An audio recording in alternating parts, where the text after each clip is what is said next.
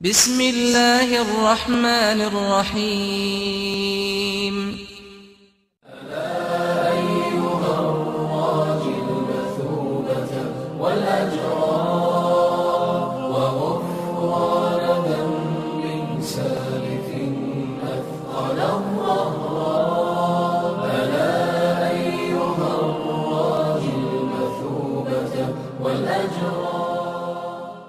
بسم الله الرحمن الرحيم. الحمد لله رب العالمين والصلاة والسلام على أشرف الأنبياء والمرسلين سيدنا محمد وعلى آله وصحبه أجمعين. يا أيها الذين آمنوا اتقوا الله حق تقاته ولا تموتن إلا وأنتم مسلمون.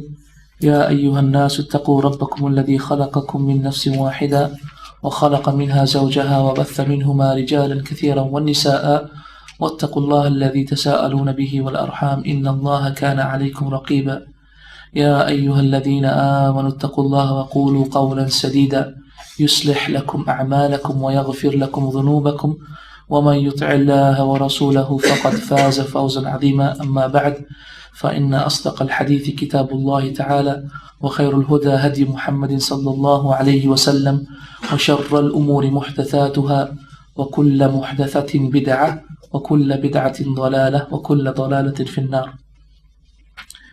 At the beginning, I would like to remind my brothers and sisters that inshallah today the talk on the lessons on the halal and haram in buying and selling. I do not wish to talk about particular businesses. I do not wish to talk about particular businesses by name or particular banks or particular institutions. However, what I will talk about inshallah is their particular transactions that do take place in these businesses, whoever they may be, so that you may know the ruling inshallah by yourselves. So I'm not here to give fatwa. I'm not suitable for that.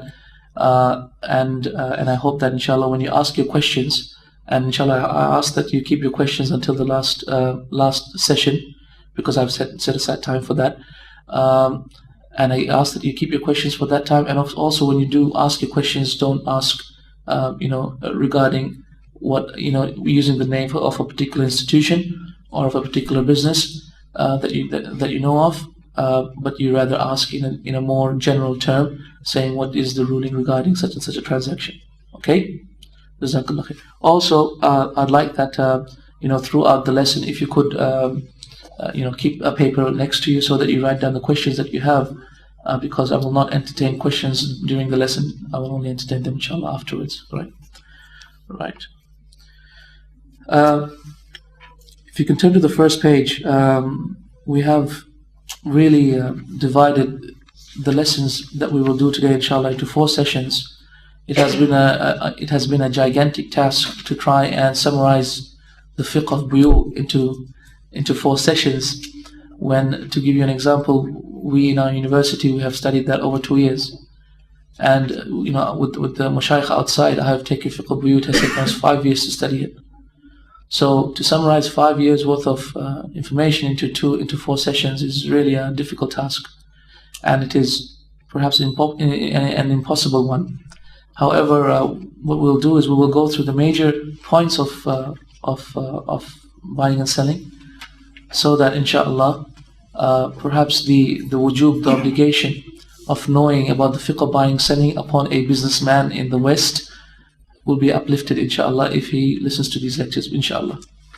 So if you inshallah pay attention to what we do today, this will be quite enough. I feel inshallah that will be quite enough as a businessman in the West to really understand that which is obligatory upon you, the issues of knowing about business and the halal and haram business. The first session we will go through a brief intro into the fiqh of commerce and sharia, the types of commerce which are forbidden. The second one, the concept of gharar and selling the unknown. The third session, the reality of riba and its different types. And the fourth one, the different modern business dealings. Before we enter into even discussing about buyu, I wanted to talk about the akhlaq, the manners of a businessman. A Muslim businessman has to have different akhlaq from the rest of the businessmen.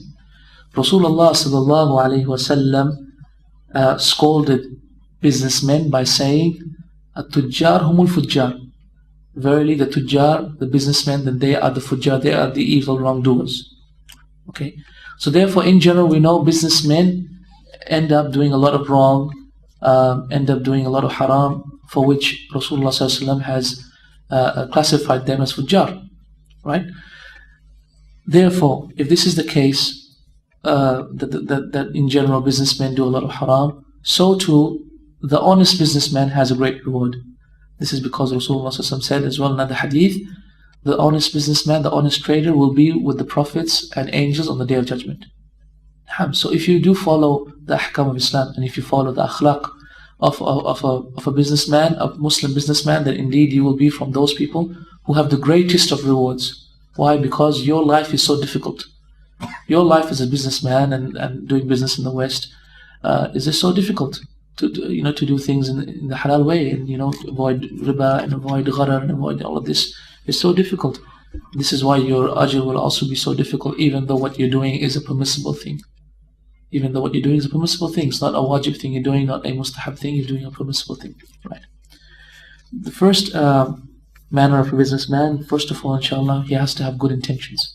His niyyah has to be right, that he is doing this in order to earn a living, a halal living, and he is doing this in order to help the Muslims, to help Islam, to earn a halal living, etc., to look after his obligations for the sake of Allah subhanahu wa ta'ala.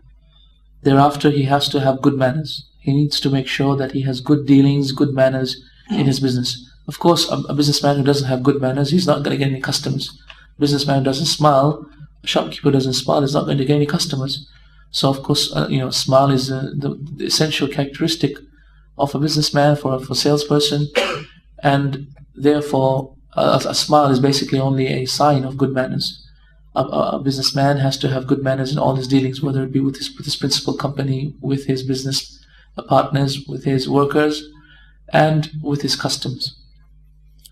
So therefore he doesn't cheat them, he doesn't lie to them, he doesn't raise the price so high that he cheats them. He is kind in his dealings, so therefore he might decrease the price for the sake of Allah, as Rasulullah said, Rahimallahu imrin, Allah has mercy upon that man. Samhan idha ba'a, samhan idha ishtara, that he is forgiving when he buys, forgiving when he sells. Meaning that when he buys, it's a little bit carefree, he's a little bit easy, and so he might give the man a little bit more money. And when he sells, he's also easy, and he will, for example, decrease the price a little bit, right? Samhan idha ba'a, samhan idha ishtara, and he's forgiving when he buys, forgiving when he sells. Also, he must be upright in his transactions, so he doesn't cheat anybody. He doesn't fool them in a way in which it is not permissible. Also, he knows halal and haram in business, so he knows that which is obligatory upon him, what is halal from the business, what is haram on the business. He knows the rulings of Islam, and I do not know and I know for a certainty that a lot of the businessmen do not even know what is the most essential characteristics of a business. They will be easily doing a business and earning the whole livelihood, and they don't know they are doing riba. I wanted to start off the lesson today with a very important scenario, and that was to illustrate to you how we fall into haram all the time, whether it be business people or not. Everybody falls into haram all the time. I'll give you an example. Salim, I have a 10-pound note with me, okay, and I need 2 5-pound notes, okay. So I come to Brother Salim and I say, Brother Salim, can you give me 2 5-pound notes? Brother Salim looks into his pocket and he says, look, I only have 1 5-pound note. Take it, I will give you the other 5-pound note tomorrow. Right? So I take the 5-pound note, and he takes my 10-pound, and we go and we part, and he goes his own way and I go my way. And I'll see him tomorrow inshallah in the mosque, and so I'll get the 5 pounds from him tomorrow. What we have just done now, has anyone done that before? Might have happened to you perhaps? Perhaps? Yeah? Okay, another scenario. That scenario is, you go into a shop and you have a 10-pound note and you want to buy a Kit Kat bar, and that's only 35 cents or 40 cents, was it? Anyway, 40 pence, I'm sorry. 40 pence, yeah? And so you buy a Kit Kat, 40 pence, and the guy says, okay, 10 pounds, I don't have change for that. So he just goes out of the shop, okay? Just goes out of the shop, goes to the next shop, he gets the change, and then he comes back to the shop, and then he gives you the change. Has it happened to you guys before? Everybody, yeah? Okay. What we have just done is riba. And you've just been cursed by Allah subhanahu wa ta'ala. Unbelievable.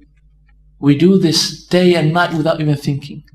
What we have just done is riba. R-I-B-A.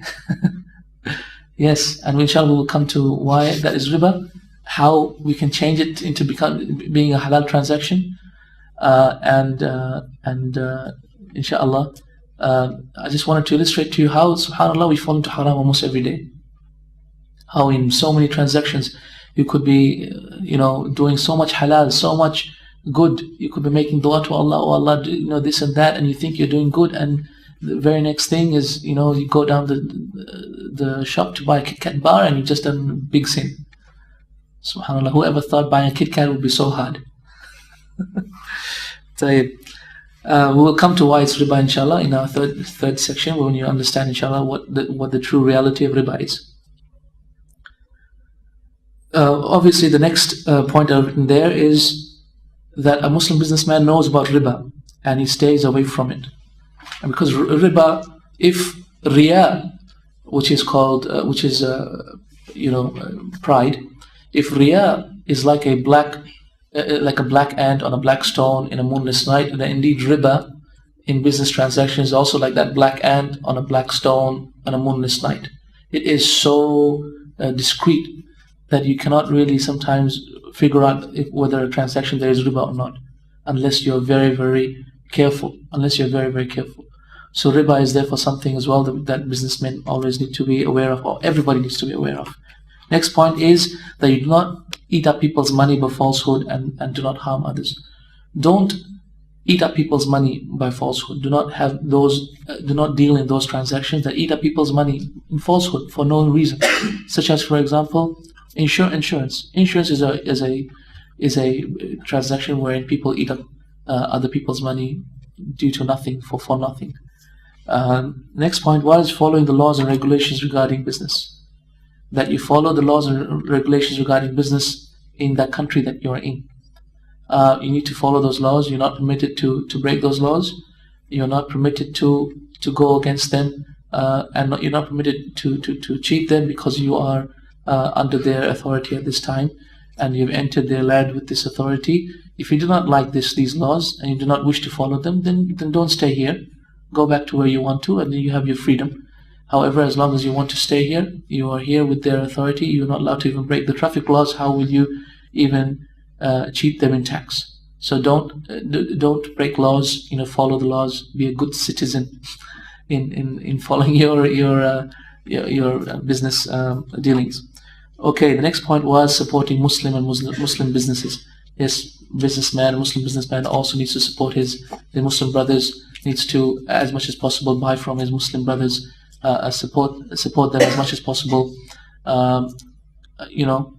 Obviously one of the biggest things the Muslims have is halal meat, and this is why actually a lot of Muslim businesses are being supported, actually, because obviously Muslims just buy from Muslims meat, and therefore this sort of cooperation has to be extended to other sorts of businesses as well. So if you need to buy furniture, there's a Muslim furniture shop, buy it from that. If you need to buy books, there's a Muslim bookstore, buy from that. If you need carpets, go to a Muslim carpet dealer as well. Okay. The next point I wanted to talk about was principles of halal investment. And halal investment has very major principles that one needs to be aware of. Why am I talking about investment? What I mean by investment is that every person is an investor. He needs to earn his money. He needs to spend his money in the right way. He needs to increase his money in the right way. The principles of doing that is, first of all, you stay away from that which is haram. So you do not deal in that which is haram. So you don't invest in a company, or you do not start a business in that which is haram. So you don't, for example, in pork, in alcohol, in those in riba stuff, in insurance, and we will come to all those things very soon. as well. Don't deal in riba. Don't deal with those companies that deal in riba. Why do I always keep saying riba and separating it from everything else? Because of the fact that it is a huge haram, which is more haram than the rest of the transactions which are also haram, and also because riba is so widespread. It's so widespread that needs to be separated out. Okay. Next point was prohibition of dealing in selling the unknown. So you don't sell the unknown, and we'll come to what we mean by that very soon. Also, you do not cheat and cover up and fool the customers and fool them in a manner that would be considered outrageous.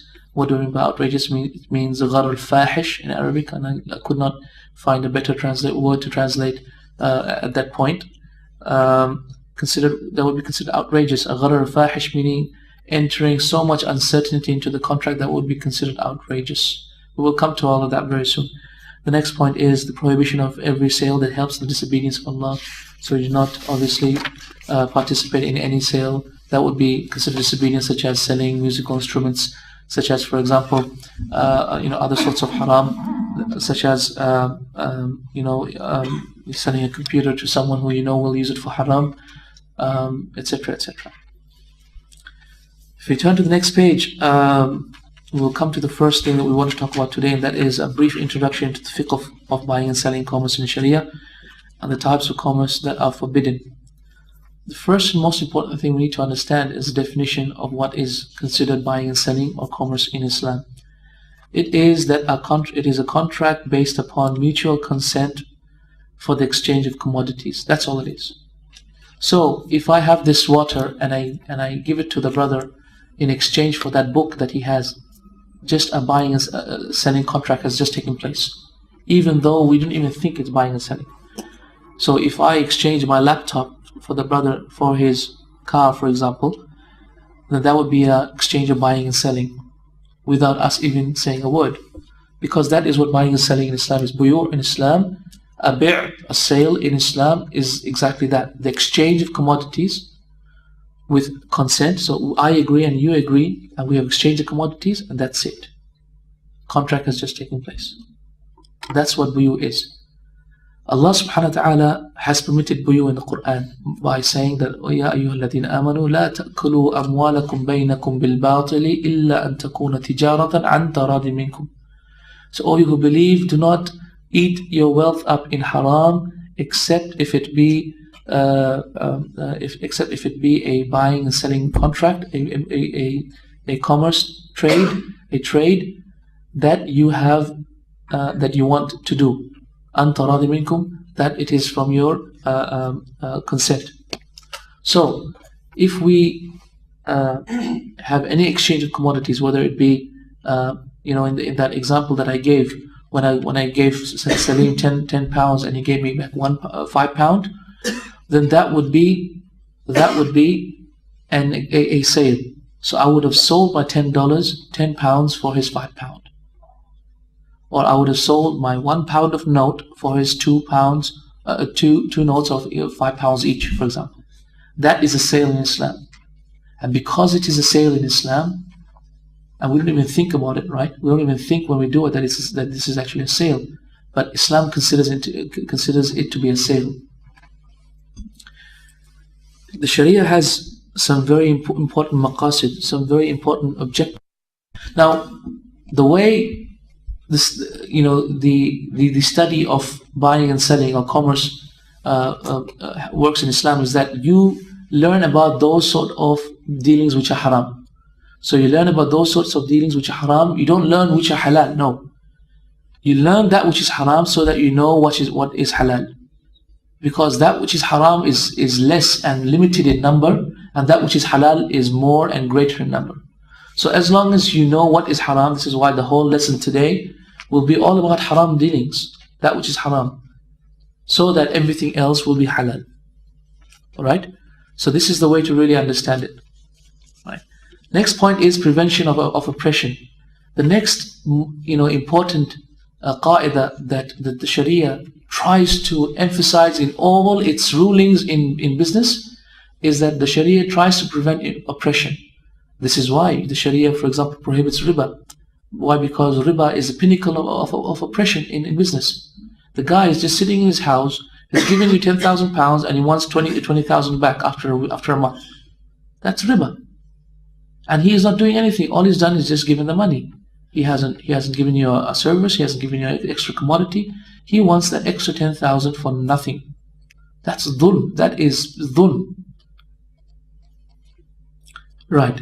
The next qaida that the Sharia tries to emphasize in all of its rulings is that it tries to prevent conflicts and disputes, arguments between people, arguments between two people who have made a business dealing.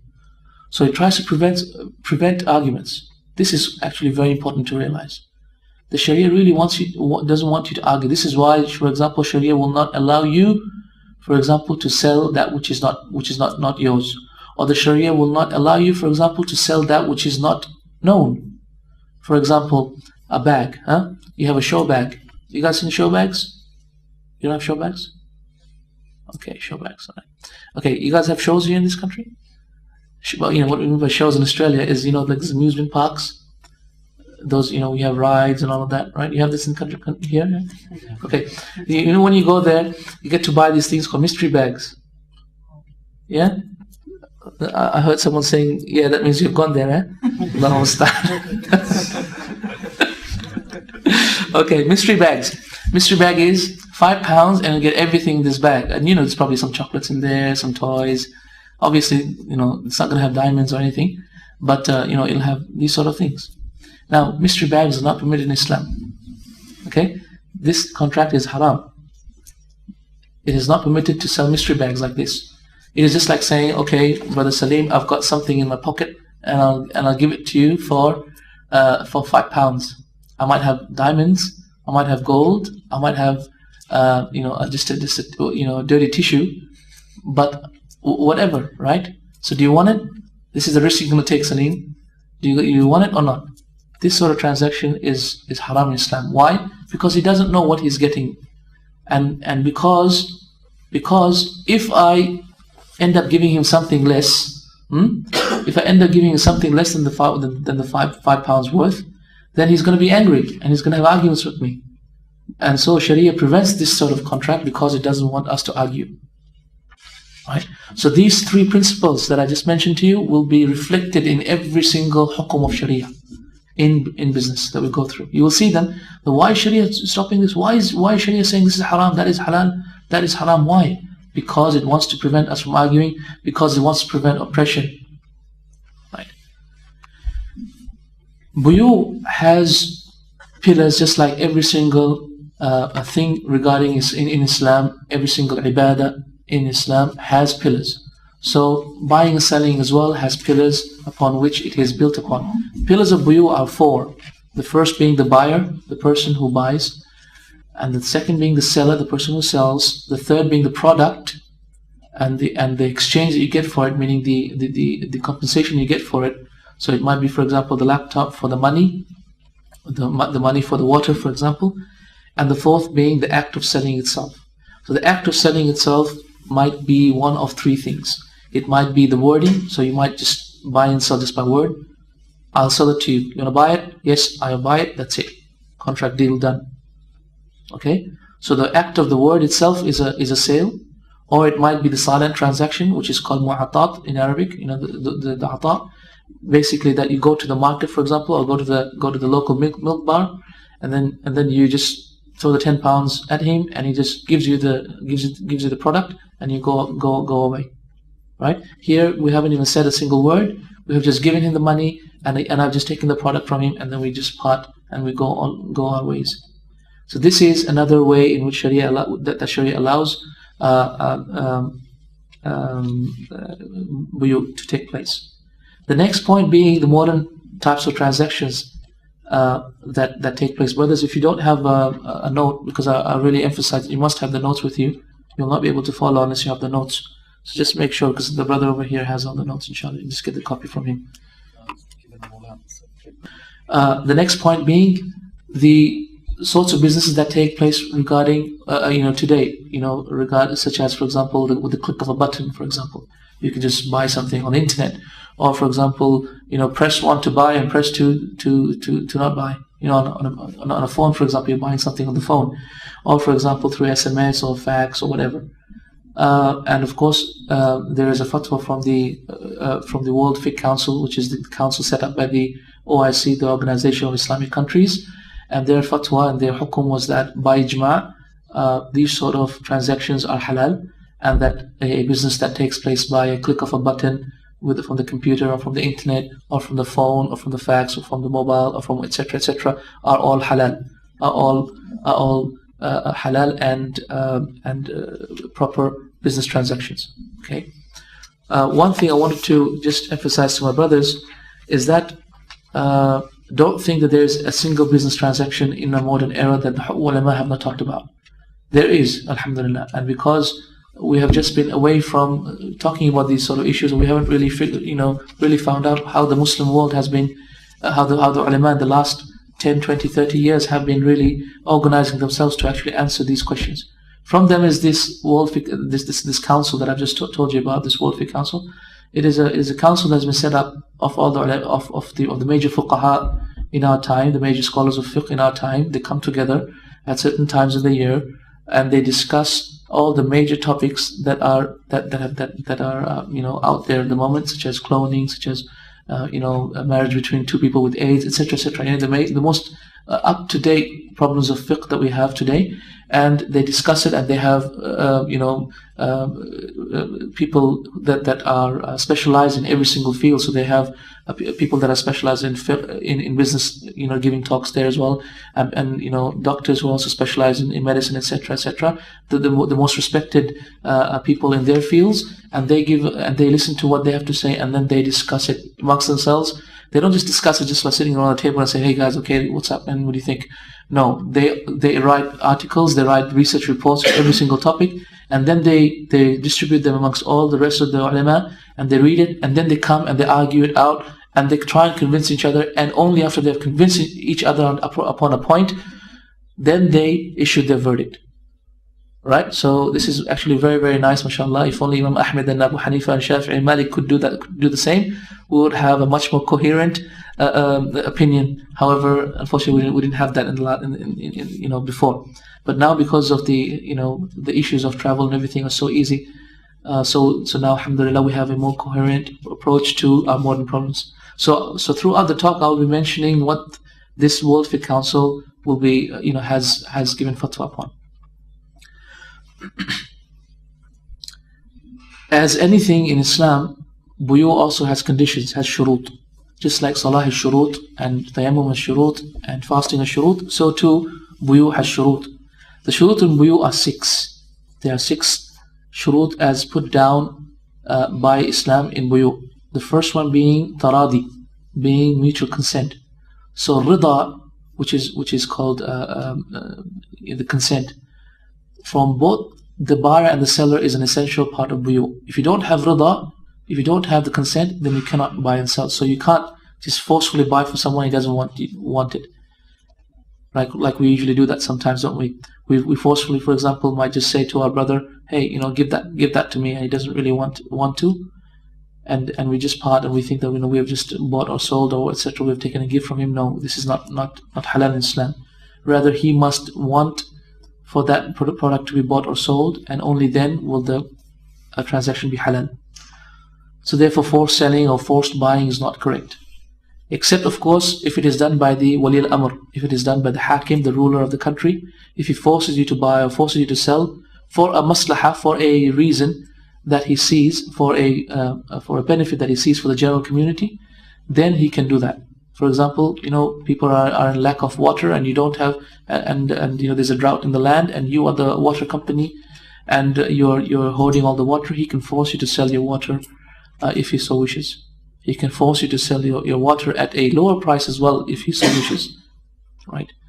Next point being, this next condition of buyu being that the buyer and the seller be competent to buy and sell. What do I mean by competent? Meaning that he is mukallaf, right? That he is mukallaf and he is competent to buy and sell. So therefore, based on this, the transaction buying and selling from a majnoon, from a person who's mad, is not right. Nor from a child who is less than 7 years old. A child who's less than 7 years old doesn't have the right to buy and sell at all, except of course if he is given the permission by his father or his mother, or the person in charge of him. So his father and mother might have said, okay, take this five pounds, go to the local baqala, go to the local milk bar and get me a pint of milk, for example, right? Pint of milk. Okay, we're in England, pint. So okay, buy a pint of milk, for example, and he goes out and he does that. So is that correct for the local milk bar person to actually take that money from it? It is. Why? Because his parents are giving him permission for that. However, a person who is a majnoon, for example, then it is not permissible to take his money and buy and sell from him without the permission of his wali, the person in charge of him. Next point was that that I wrote there was a validity of selling off other people's wealth or buying with other people's wealth. Wealth is subject to the consent of the owner of the wealth. This is what we call bay' al-fuduli in Arabic. Bay' al-fuduli basically is that someone goes and takes a property or takes the wealth of someone else, goes ahead and he just buys and sells because he thinks, for example, that that person wants to sell it or he wants to buy it, for example. He goes ahead and buys it without that person's explicit permission. We know that because that person hasn't really allowed it yet, so the transaction really hasn't taken place. However, should we say therefore that the transaction is haram? That is the view of a large number of ulama. They say that the bay' al-fuduli, such a transaction, is not halal. However, the Hanafis are of the opinion that it is halal as long as that person later on comes and says that yes, okay, what you did is right, I will agree to the sale. So if this is the correct opinion, the opinion of the Hanafi scholars in this mas'ala is the correct opinion in this issue. That is also the opinion of Ibn Taymiyyah rahimahullah and of Ibn Qayyim, that the bay' al-fuduli is right. Why? Because it is just based upon the person's permission. As long as the person permits it. If he doesn't permit it, then he hasn't lost anything, has he? So therefore, and he has he has the chance to actually win. He might actually have wanted to sell that car, and this person might have actually sold it for a good price, right? And so therefore, he has a chance to win, and he has nothing to lose because he can easily say no, and then Islam would say therefore the transaction is haram and the sale did not take place. So bay' al-fuduli therefore is right, inshallah, subject to the consent of the owner of the wealth. The next condition is that the commodity must be permissible to use in other than times of need. Yani it is mubah fi ghayri haja, as we say in Arabic. It is mubah fi ghayri haja, meaning what? In times of necessity, everything is halal, isn't it? In times of great necessity, everything is halal. Even alcohol is halal. Even eating the haram meat, eating pork, for example, becomes halal if the necessity is so high, right? We took that yesterday. If the necessity is so high that you're going to die if you don't eat pork, for example, then it's halal to eat pork. So what we are saying is that just because at that point pork is halal, does that mean therefore in normal circumstances pork is also halal to buy and sell? We say no. This is why the condition is that the commodity must be permissible to use in times of other than need. Right? So in normal circumstances pork is not halal. In normal circumstances alcohol is not halal. In normal circumstances dogs are not halal to buy and sell. Therefore, normal circumstances, these sort of things are also not tradable goods. You can't buy and sell pork, you can't buy and sell dogs, you can't buy and sell, etc., etc., these sort of things. In the same way, impermissible commodities, therefore, are something which is najis. Therefore, that which is najis, such as, for example, blood. Can we sell our blood? And we know that, for example, in some of our countries, back in the poor third world countries, people sell blood in order to survive. Can we sell blood? We cannot. Why? Blood is najis, and there is ijma upon this topic, inshallah.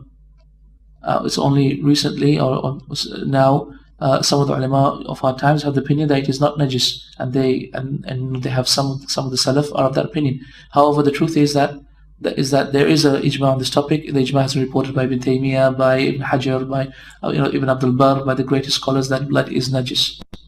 That is because Rasulullah ﷺ, when Fatima bint Hubays, she came to Rasulullah ﷺ and she was bleeding, the Rasulullah ﷺ told her, إِنَّمَا ذَلِكِ مِنْ عِرْقٍ, verily that is from a vein. that is from a vein, meaning that she was having blood coming out of her vagina, and he said it is from a vein. And then thereafter he said, فَإِذَا رَأَيْتِ الدَّمِ, if you see the blood, فَغْسِلِي عَنْكِ الدَّمِ, you wash it off.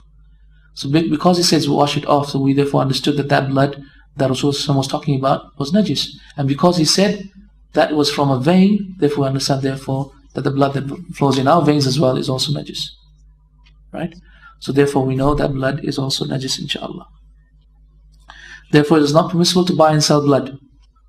So you can't go to the blood banks and buy blood. Unfortunately, that is taking place a lot, isn't it? You know, people go and people sell blood, donate blood, and get some money for it. And also, when you need of blood, you know, people buy the blood. All of this is impermissible. Also, of course, unless there is no other way, and you need the blood and you're going to die otherwise, then of course you can go ahead and buy the blood or sell the blood. Also, dead animals, for example, are not permissible. Dead animals. What do I say? Dead animals. Anything that is slaughtered other than Islamic way is dead. Is considered dead. Right? Anything that is slaughtered in a non-Islamic way is considered dead. Therefore, it is not permissible for you to buy, for example, non-halal meat and give it to your, you know, obviously you're not going to eat it, right? Because you're a Muslim. So it's not permissible to go to your local butchers, for example, and buy non-halal meat and give it to your neighbor as a gift. Right? Why? Because non-halal meat is considered dead, and so a product that is dead is not considered. It's not permissible for you to use. Maita, in Arabic we call it. Okay? So therefore as well, you know, any meat that is not halal is not permissible to be bought. Okay, as well the manure of animals that are najis. Animals that are najis, for example, such as, for example, the domesticated donkey. The domesticated donkey is najis. However, the Sharia has given us some concession and allowed us to ride it. And therefore, obviously, when you ride it, we're going to be rubbing on its skin. And also, when you ride it, its saliva, it might come on our bodies. However, so this is the concession the Sharia has given us. However, its blood, its meat, its bones, everything about the donkey is najis. If it is najis, therefore, if the donkey itself is najis, then its manure as well is najis. Its urine is also najis. If there is an animal that is tahir, that is pure, such as a camel, such as a horse, then its manure is pure as well, and so its urine is also pure. So you can sell the manure of a horse, for example, but you can't sell the manure of a donkey, for example. Right? And also, for example, stolen products as well. If you know them to be definitely stolen, then they are, of course, also haram products that they cannot be bought and sold. Next point is the commodity must be sold by the owner or he who has the hukum of the owner. What we mean by that is that the commodity must be sold by the owner, the one who owns the property, owns the commodity, or the one who is in the hukum of the owner. Who is in the hukum, in the same position as the owner, is his agent. His agent. So for example, you are the Toyota dealer, for example. If you're the Toyota dealer here, you are actually the agent of Toyota over here. Right? So when you're actually selling the Toyota cars, you're actually acting as an agent for Toyota, and the money that you're getting, which is on top of the money that you're giving back to Toyota, is a commission. Right? So therefore, for you, it is permissible for you to buy and sell in the name of Toyota. Why? Because you are an agent for Toyota. Right? So either the owner or the agent or the father of the owner. Why the father? Because Islam gives the father the right to have the right to the money of the son. Right? The father has a right to the money of the son. So therefore, not the son of the father, but the father of the son. Right? So therefore, the father can take the son's property and sell it off, if he so wishes. Right? The next condition is that the owner must be able to hand over the commodity to the buyer. He must be actually physically able to not give it in by his hand. That's not what I mean. I mean it's like hand over the commodity. He must be able to do taslim of the property. That's what we say in Arabic. He must be able to hand it over to the other person. So therefore, if you're not able to hand it over to the other person, it's yours, right? But you can't hand it to the other person. Such as, for example, when your commodity is stolen, when your laptop has been stolen, you can't sell it. Why? Because you're not okay. Yes, you've written to the police. Inshallah, you might get it back. and you're searching for the guy who stole it, you might get it back. However, you don't definitely have the laptop, so therefore you cannot sell it, because you will be selling therefore what you do not have. So the possibility of having it in your possession does not give you the right to sell it. In the same way, for example, a runaway slave. You can't sell a runaway slave. The slave, your slave was run away. You can't, because he has run away. You don't have the. You don't think that you'll be able to get him back. Same way, for example, fish in the water, for example. Fish in the water in the pond, for example, you can't go and say, I'll sell you, 5 kilos of hamur fish, and then after you get the money, you just go out fishing and then take the fish. No, that's not permissible. In the same way, you can't sell, for example, birds in the air, for example, because you don't have them in your possession. I'm just trying to use these examples, not because people do them. What I'm saying as examples is so you understand the condition, right? Yeah. Okay. The next point as well, the last condition that every single business transaction of buying and selling needs to have is that the commodity must be identifiable by sight or by description. The commodity must be identifiable by sight or by description. So you can't sell anything majhul. You can't sell something that is unknown. So you can't say, Salim, I've got something in my pocket, take it for £5. No. He must be able to identify it by sight, so he sees it, or by description. So I tell him, what I have in here is a pen. It's a blue pen it writes well, etc. etc. It's a nice one, you'll like it. Obviously a nice one, you like it is not a description, but it's a blue pen and writes well. It's for Uniball, and it's 0.05, etc. etc. Those descriptions that will allow him to not have any uncertainty about the product that he's about to buy. Whether that be, for example, I might have a sample product in front of me so that he may see what his own real product will look like, or that I just give him descriptions on a piece of paper, or I tell him, so that he therefore also does not have any ignorance about what the product is that he's about to buy. So these 6 conditions need to be there in every single business dealing. Conditions in buyu, we've just talked about conditions of buyu. And of course, conditions of buyu are those that are laid down by the Sharia.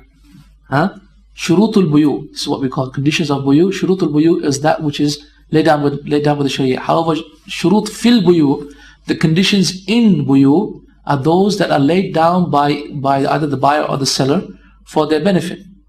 Now, the conditions in buyu can be divided into permissible ones and non-permissible ones. Okay, permissible ones are 4 types. Impermissible ones are 2 types. The permissible ones are those conditions that are part and parcel. This is the first type of permissible condition, is that which is part and parcel of the condition of the transaction itself. So, for example, in a transaction, you might say, after I buy this pen, I have the right to use it. Do you agree? Okay, this condition obviously is from the part and parcel of the business itself. You might say the condition is, after I buy this pen, I have the right to sell it. Of course, that is your right, isn't it? But you might still put these conditions if you wish, and that would be a permissible condition. The second is the condition that are for the benefit of the transaction.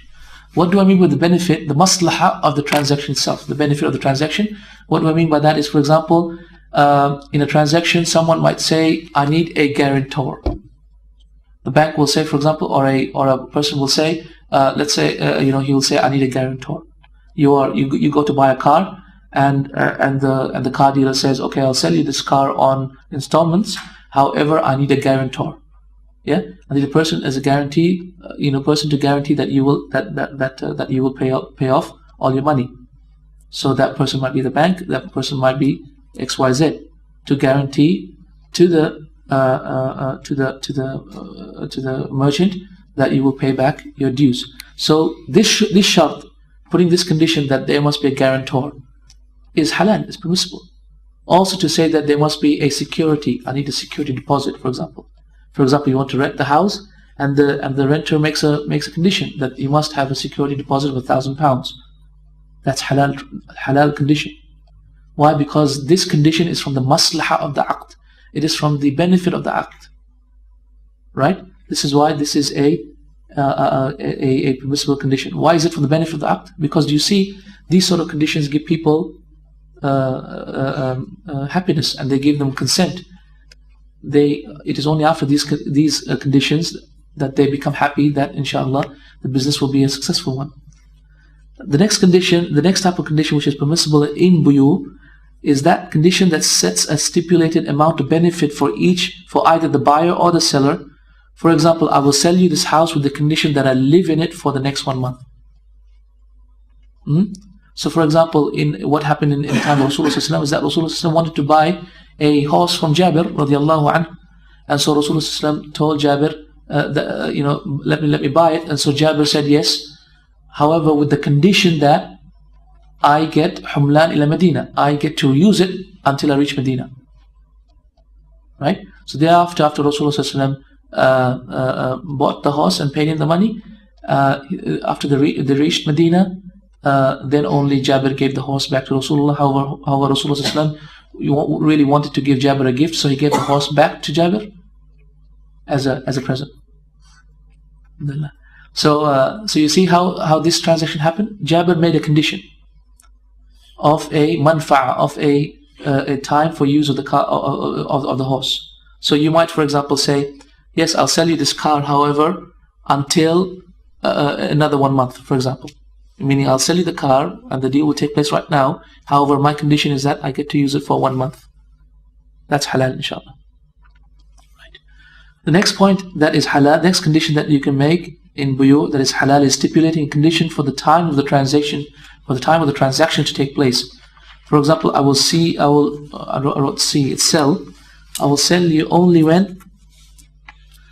you only when the market price is so and so.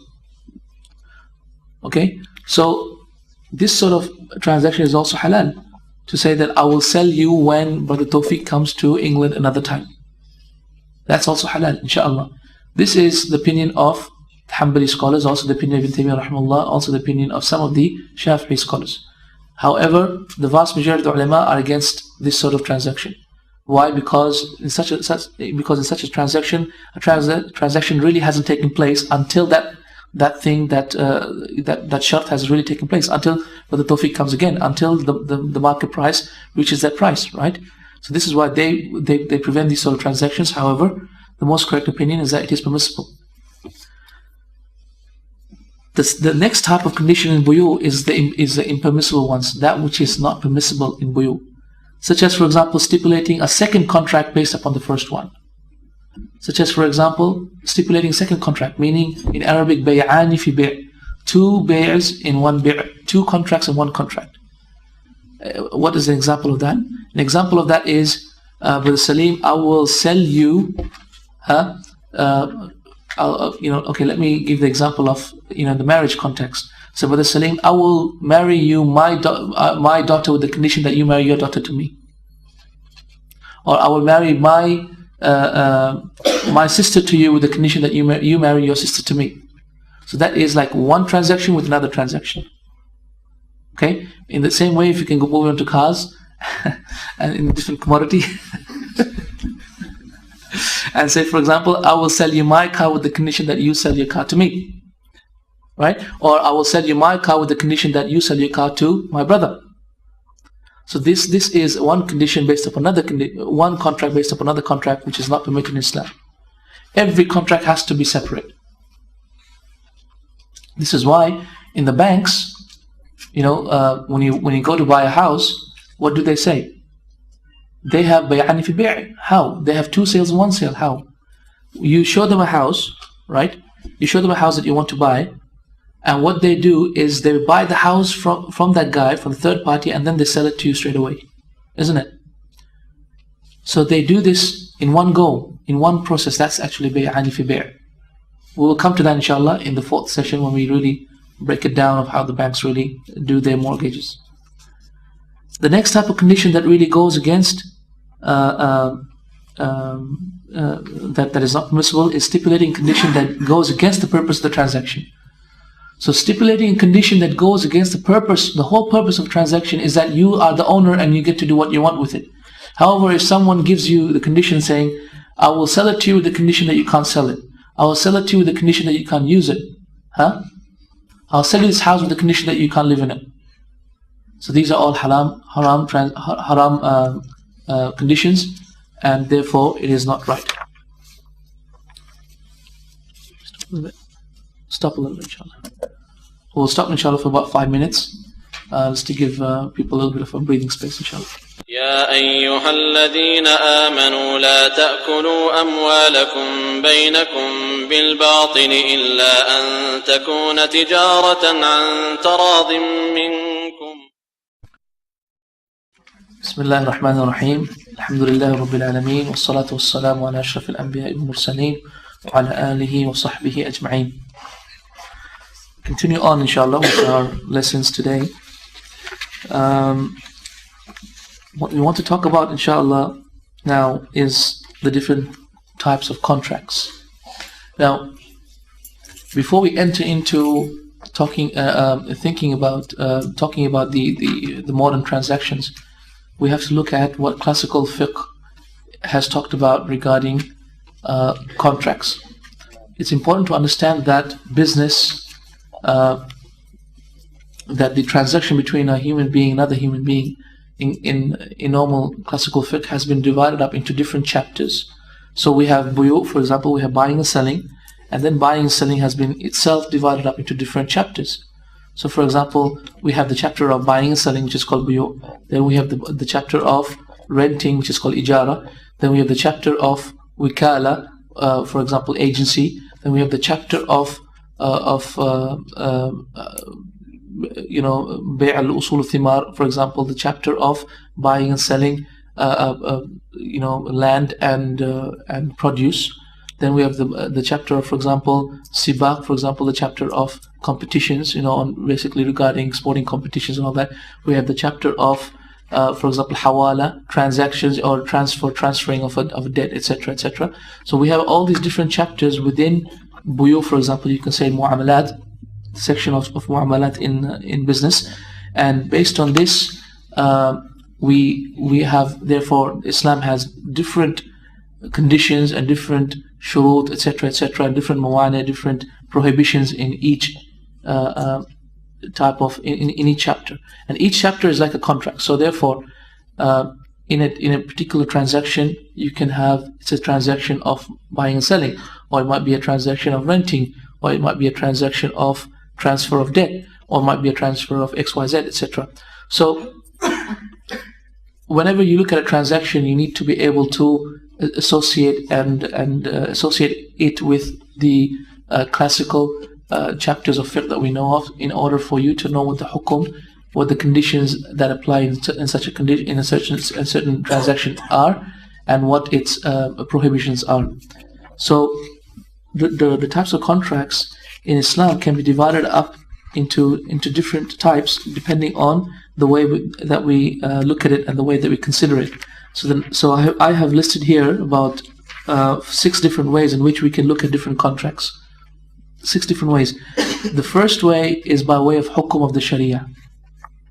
By way of hukum of the Sharia, how are the different contracts of buying and selling? By way of hukum of the Sharia, so based on, for example, whether the contract is wajib, or it's recommended, mustahab, or mubah, permissible, or disliked, makruh, and if it's haram, forbidden, we can divide up the contracts in this sort of way. So for example, an example of a wajib contract would be marriage. For example, if someone fears falling into the haram, something that would be wajib, for example, is selling the produce that you have with you. If the people are in extreme need of it, it's wajib for you to sell. You can't just hold it back. Example of a recommended one would be, for example, lending and charity. So Allah subhanahu wa ta'ala, wants you to lend and give people money, qard. So lending is good. In fact, even some of the ulama, such as Ibn Taymiyyah rahimahullah, is of the opinion that it is wajib on you to lend if you're not in need of it and if the other person is in need of it. For example, it is wajib on you to lend on a millionaire, for example, who doesn't have requirement for all his money, to lend some money if someone comes to him and say, hey, so and so, I need to borrow £1,000. So it's wajib on that millionaire who doesn't need all that money to lend the £1,000. So it's very important to understand that Islam has actually Islam really wants us to do these sort of contracts. So what is recommended is, for example, lending, and what is also recommended, for example, charity. So to give money in charity is also a recommended contract or recommended aqd.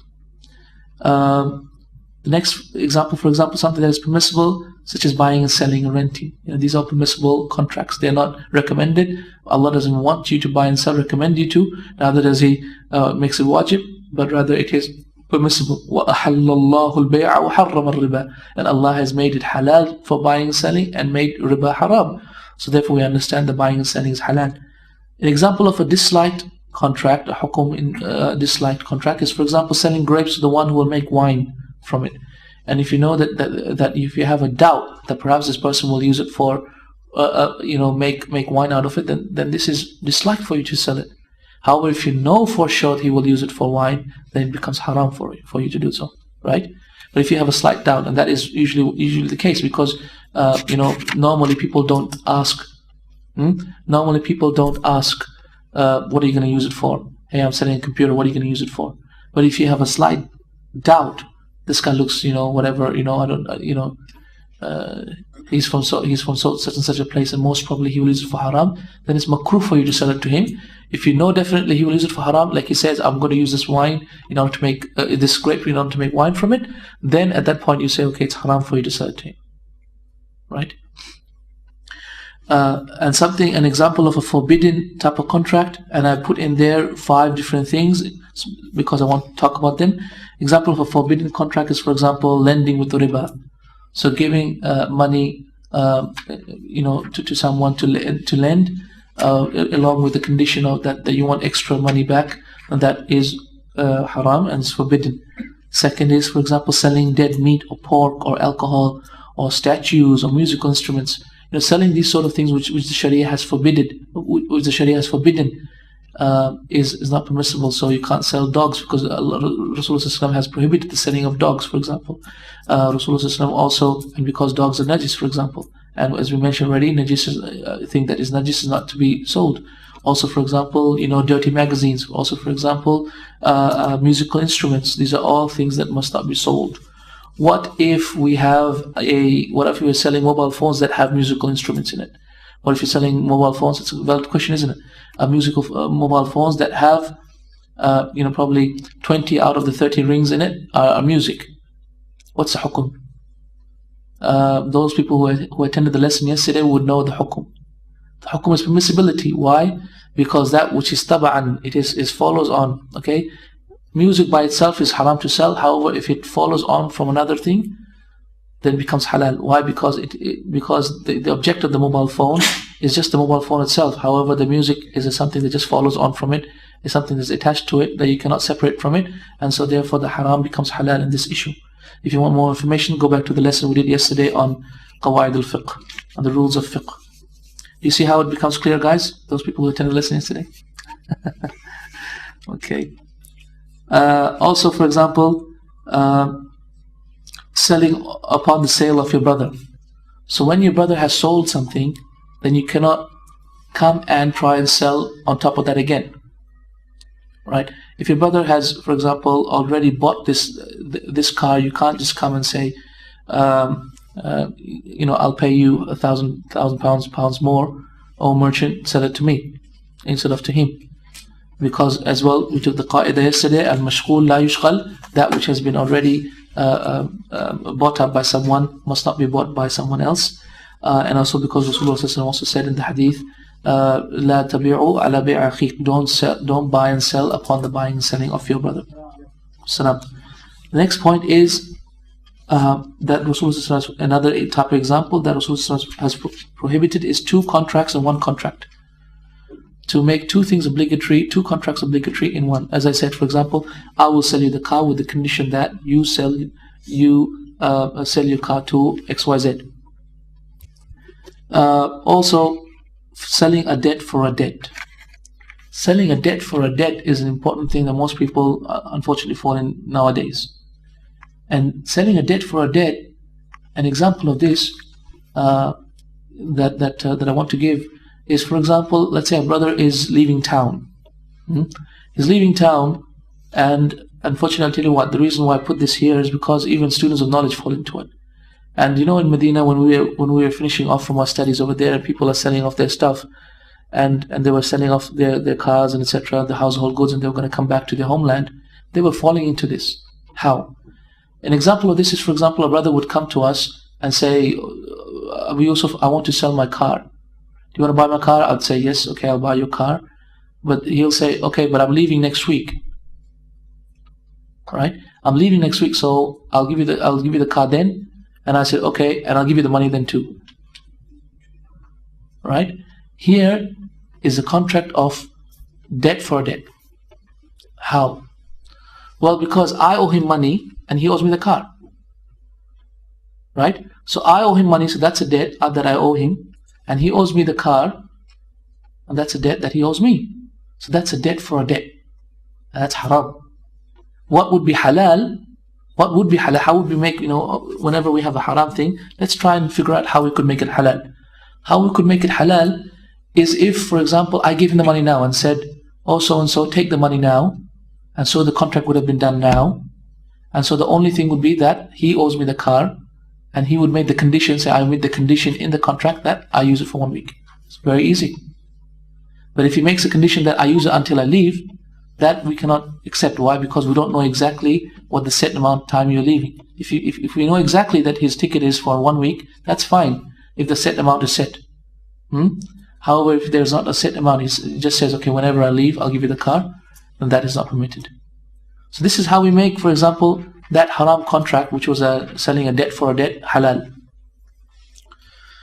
Another way we can look at contracts is, for example, by way of the type of commodity being sold. I'm sorry, I wrote there by way of the commodity being sold, of the type of commodity being sold.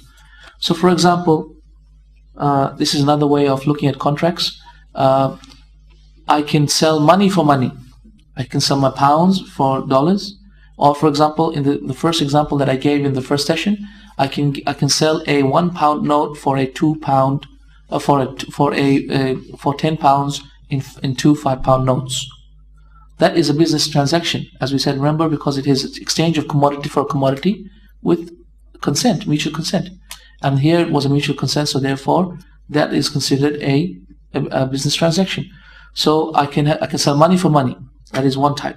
Second type is money from one party and a transferable commodity from another. What do we mean by transferable commodity? That in Arabic means manqul. Manqul means everything which is not iqar. What does iqar mean? Iqar means land and buildings. So everything that is not land and buildings, that is sellable, that is halal and sellable, is called manqul. It is called a transferable commodity, such as cars, such as foodstuffs, such as books, etc., that can be exchanged from one hand to the other. Why do the ulama make the difference between a transferable commodity and a non-transferable commodity? The reason why they make that difference is so that at what time you can get possession of it. Remember we said that you should not sell anything until you have possession of it. So something that can't be transferred, obviously you can't move from its position, can you? That's why the ulama make the difference between that which can be transferred from its place, that which can't be transferred. And so because, for example, the brother was talking about furniture, and that was so big and large, and the other brother was talking about carpets, which is so big and large, it is similar to that which cannot be transferred. Right? Because it is so large, it cannot be transferred. It has to be bought from those people that originally make it. And it has to be kept with them because they are the only ones who have such a large place. Right? So therefore, transferring that commodity to your house would not be a question. Just like, for example, if you were to buy a house, you don't have to transfer it into your house in order for, you can't transfer the house or the land that you bought in order for that to be under your possession. As long as you have had the deed in your hand, that would be considered qabd. That would be considered as if you have taken it into your possession. That's why the ulama make the difference between, that's the fa'idah, why the ulama make the difference between transferable commodity and non-transferable commodity. The next point being the money from one party is money, and the other one a non-transferable commodity, such as a house or land.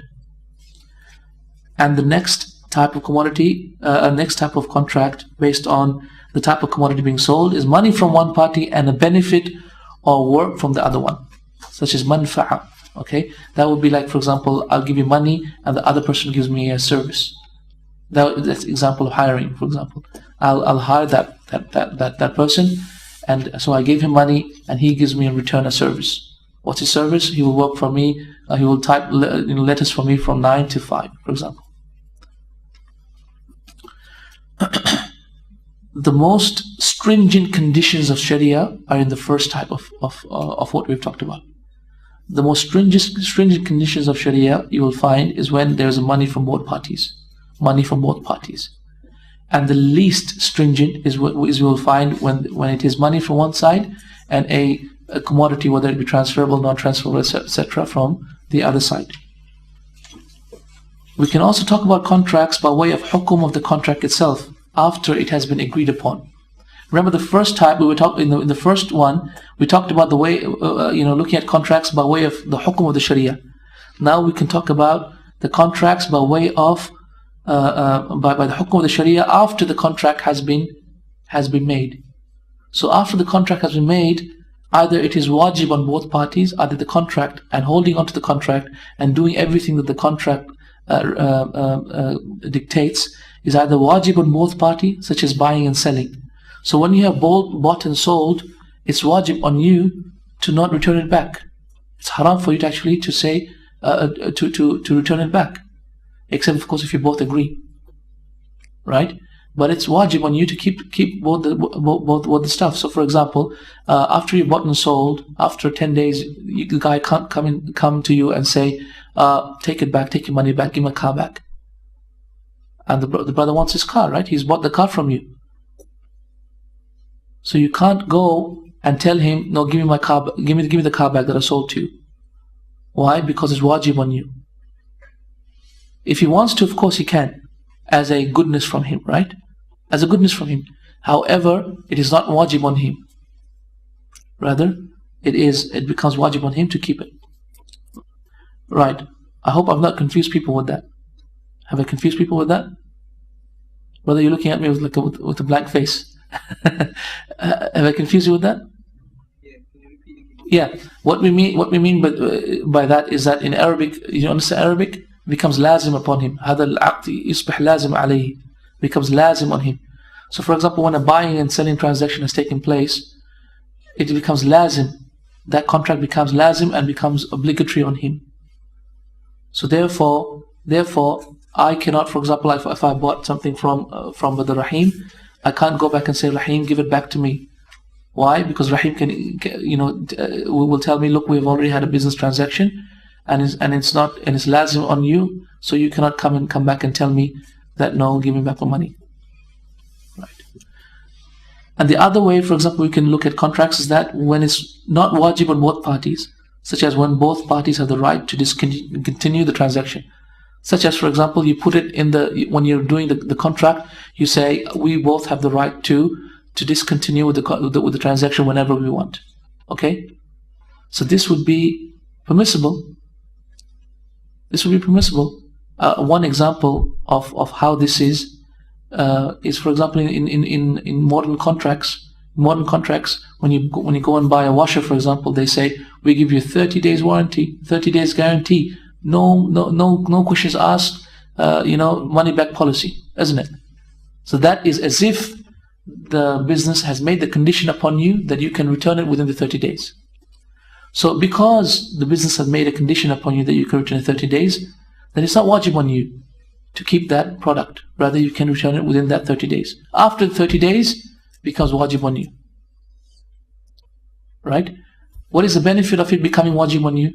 The benefit of it becoming wajib on you is that if you want to sell it back to that guy or return it back, then that's another business contract. And because it's another business contract, has its own conditions again. Another way of looking at the contract is that it's not wajib on one party but wajib on the other, such as, for example, the contract of guarantee that I just talked about. When a person gives you, a guarantee that of money back policy. Okay, by way of whether qabd, taking hold of the commodity, is obligatory or not. And that was a point that the brother was asking about regarding buying what was it, furniture and furniture from the wholesaler, and not moving it to his store and selling it just from the wholesaler's spot. The first way of looking at it is that contracts in which qabd is not obligatory, in which taking hold of the product or the product being in your possession is not obligatory, such as, for example, marriage. So in marriage, you don't have to have the women in your possession. So as long as the contract has taken place, I want to marry your daughter. Do you agree? And the brother says, yes, I agree. Right? The father says, yes, I agree. Then the marriage is taking place. Does the wife have to come? Does the sister have to come to my house in order for the contract to be sahih? Say no, doesn't. Okay. Similarly, a contract of guarantee and of a contract of an agency as well. So contract of guarantee, like for example, the business will say, Tawfiq, I will sell this car to you in installments, but I need a guarantee. So Tawfiq goes and he says, Rahim Rauf, can you give me the guarantee that the business is requiring? So Rahim says yes. So Rahim comes with me and he says to the business, I am a guarantee for Tawfiq. I am a guarantor for Tawfiq. So it's not wajib on Rahim Rauf. He can leave this guarantee whenever he wants. So this is what we're talking about here. Contracts in which I'm sorry, I've actually missed over. The contracts in which qabd is not obligatory, meaning being in possession of the product is not obligatory. Okay, contracts in which qabd is obligatory, in which taking hold of the product is obligatory. That would be for either transfer of the ownership. So, for example, for such as gifts and lending, taking hold of the product is obligatory. So, for example, if you tell Brother Rahim, say, Brother Rahim, I want to give this laptop to you. So the laptop does not become the property of Rahim until Rahim actually physically takes the laptop in his possession. Because before Rahim takes the laptop in his possession, I can say, no, I don't want to give it to him anymore. And it's right. However, if it comes in his possession and he's taken it in his possession, then you cannot ask for it back. Okay, guys? Now, the contracts in which the qabd is obligatory, taking hold of the commodity is obligatory for the contract to be correct itself, such as, for example, monetary transactions. We will see, as we will come to riba inshallah in the next session, that taking hold of the money at the same time is obligatory. So this is the reason why I gave the example to the brother, that when I give you £10 and I ask for two £5 notes and you only give me one £5 and the other £5 you tell me that you don't have it and you give it to me tomorrow, and we said that this is riba. The reason why we said it's riba is because that brother did not give you the other £5 note at the same time. Why? Because qabd, taking possession of the other two £5 notes at the same time, is obligatory in order to prevent riba in monetary transactions. We will come to that inshallah in the section of riba in the next session. So contracts in which another way, contracts in which qabd is obligatory for the contract to be wajib, such as, for example, gifts and security deposit.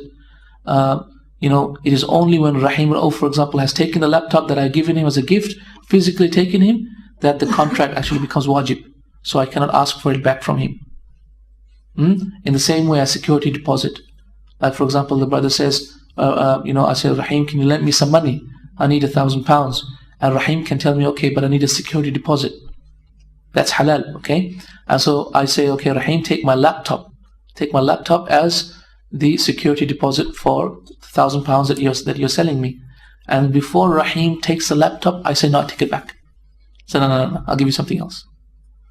Okay? I'll give you my coat, for example, as a security deposit. So that would be halal. However, if Rahim has taken the laptop already in his possession as the security deposit, then I cannot ask for it back until I have paid the £1,000 back. Okay. Then we can look at contracts as well by way of compensation for giving a commodity. How is that? For example, there is a compensation for buying and selling. When you sell something, you get something back. In other contracts, it may be that you don't get something back. Why? As you know, the example of what? Such as, for example, giving gifts. You see, look at this. In Islam, considers giving gifts a contract. Islam considers lending a contract. Islam considers an agency, a kafala agreement, a contract. The Islam considers a guarantee, a person giving a guarantee as a contract. So these are all different contracts. Okay, guys? But in these contracts, giving a gift, an agency, or a kafala, or a guarantor, etc., then you're not getting anything in, for it. This is how we can also look at contracts. We can also look at contracts by whether it's valid or invalid. An example of a valid contract, such as, for example, buying and selling is a valid contract. Renting is a valid contract, provided that all conditions are met. However, invalid contracts are what, for example, such as buying and selling to and from a mad person. Or, for example, selling it to a child who is less than 7 years old, for example. Or selling blood, for example, is an invalid contract. Why? Because the commodity itself is haram. Or, for example, pork, alcohol, human body parts, selling your heart, selling your kidney is haram. Why? Because you do not possess your body. It's haram for you to sell your body parts. Why? Because you do not possess your body. Your body is the right of Allah. Had you possessed your body, had your body been your possession, then you could do with it what you wanted. You could have cut your hands off, you could have killed yourself if you wished, because it's your property, isn't it? Just like your house, you can break it down if you wish, you can break the wall down, you can sell it off, you can cut half of the house up, do what you want with it, because it's your property. But your body is not your property, so you cannot do all that with it. This is why, of course, as well, you cannot just do any type of surgery to your body as you wish. Rather, you have to have the Islamic approval for it, because it is the property of Allah. Similarly, dogs, selling dogs as well is not permissible. Why? Because the commodity is haram. The dogs are not permissible to be sold in Islam, so you can't buy and sell dogs. Similarly, najis, impurity, like we gave the example previously of urine from an animal which is najis. Urine for example, from a domesticated donkey is haram to buy and sell. Same as well, manure from haram animals as well. Okay. The last thing I want to talk about regarding our general introduction to buyu is the choice that Sharia allows after a contract has taken place. See, after a contract has taken place, Sharia allows a couple of types of khiyar. We call it khiyar. Khiyar meaning choice. What do we mean by choice? Choice means a choice to either continue on with the contract or a choice to either discontinue with the contract. So the first type of choice that Sharia allows you after a contract has taken place is called the khiyar al-majlis. Khiyar means choice, and majlis means the place in which the contract takes place. So, if, for example, we're in the mosque, in mosque we're not supposed to buy and sell. I don't know what we're talking about in selling in mosques, but alhamdulillah, it's knowledge.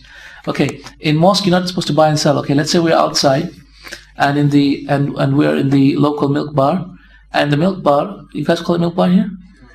Oh, I'm sorry, I've been saying milk bar, but that's a straight-in term. Okay, what do you call a local grocery store?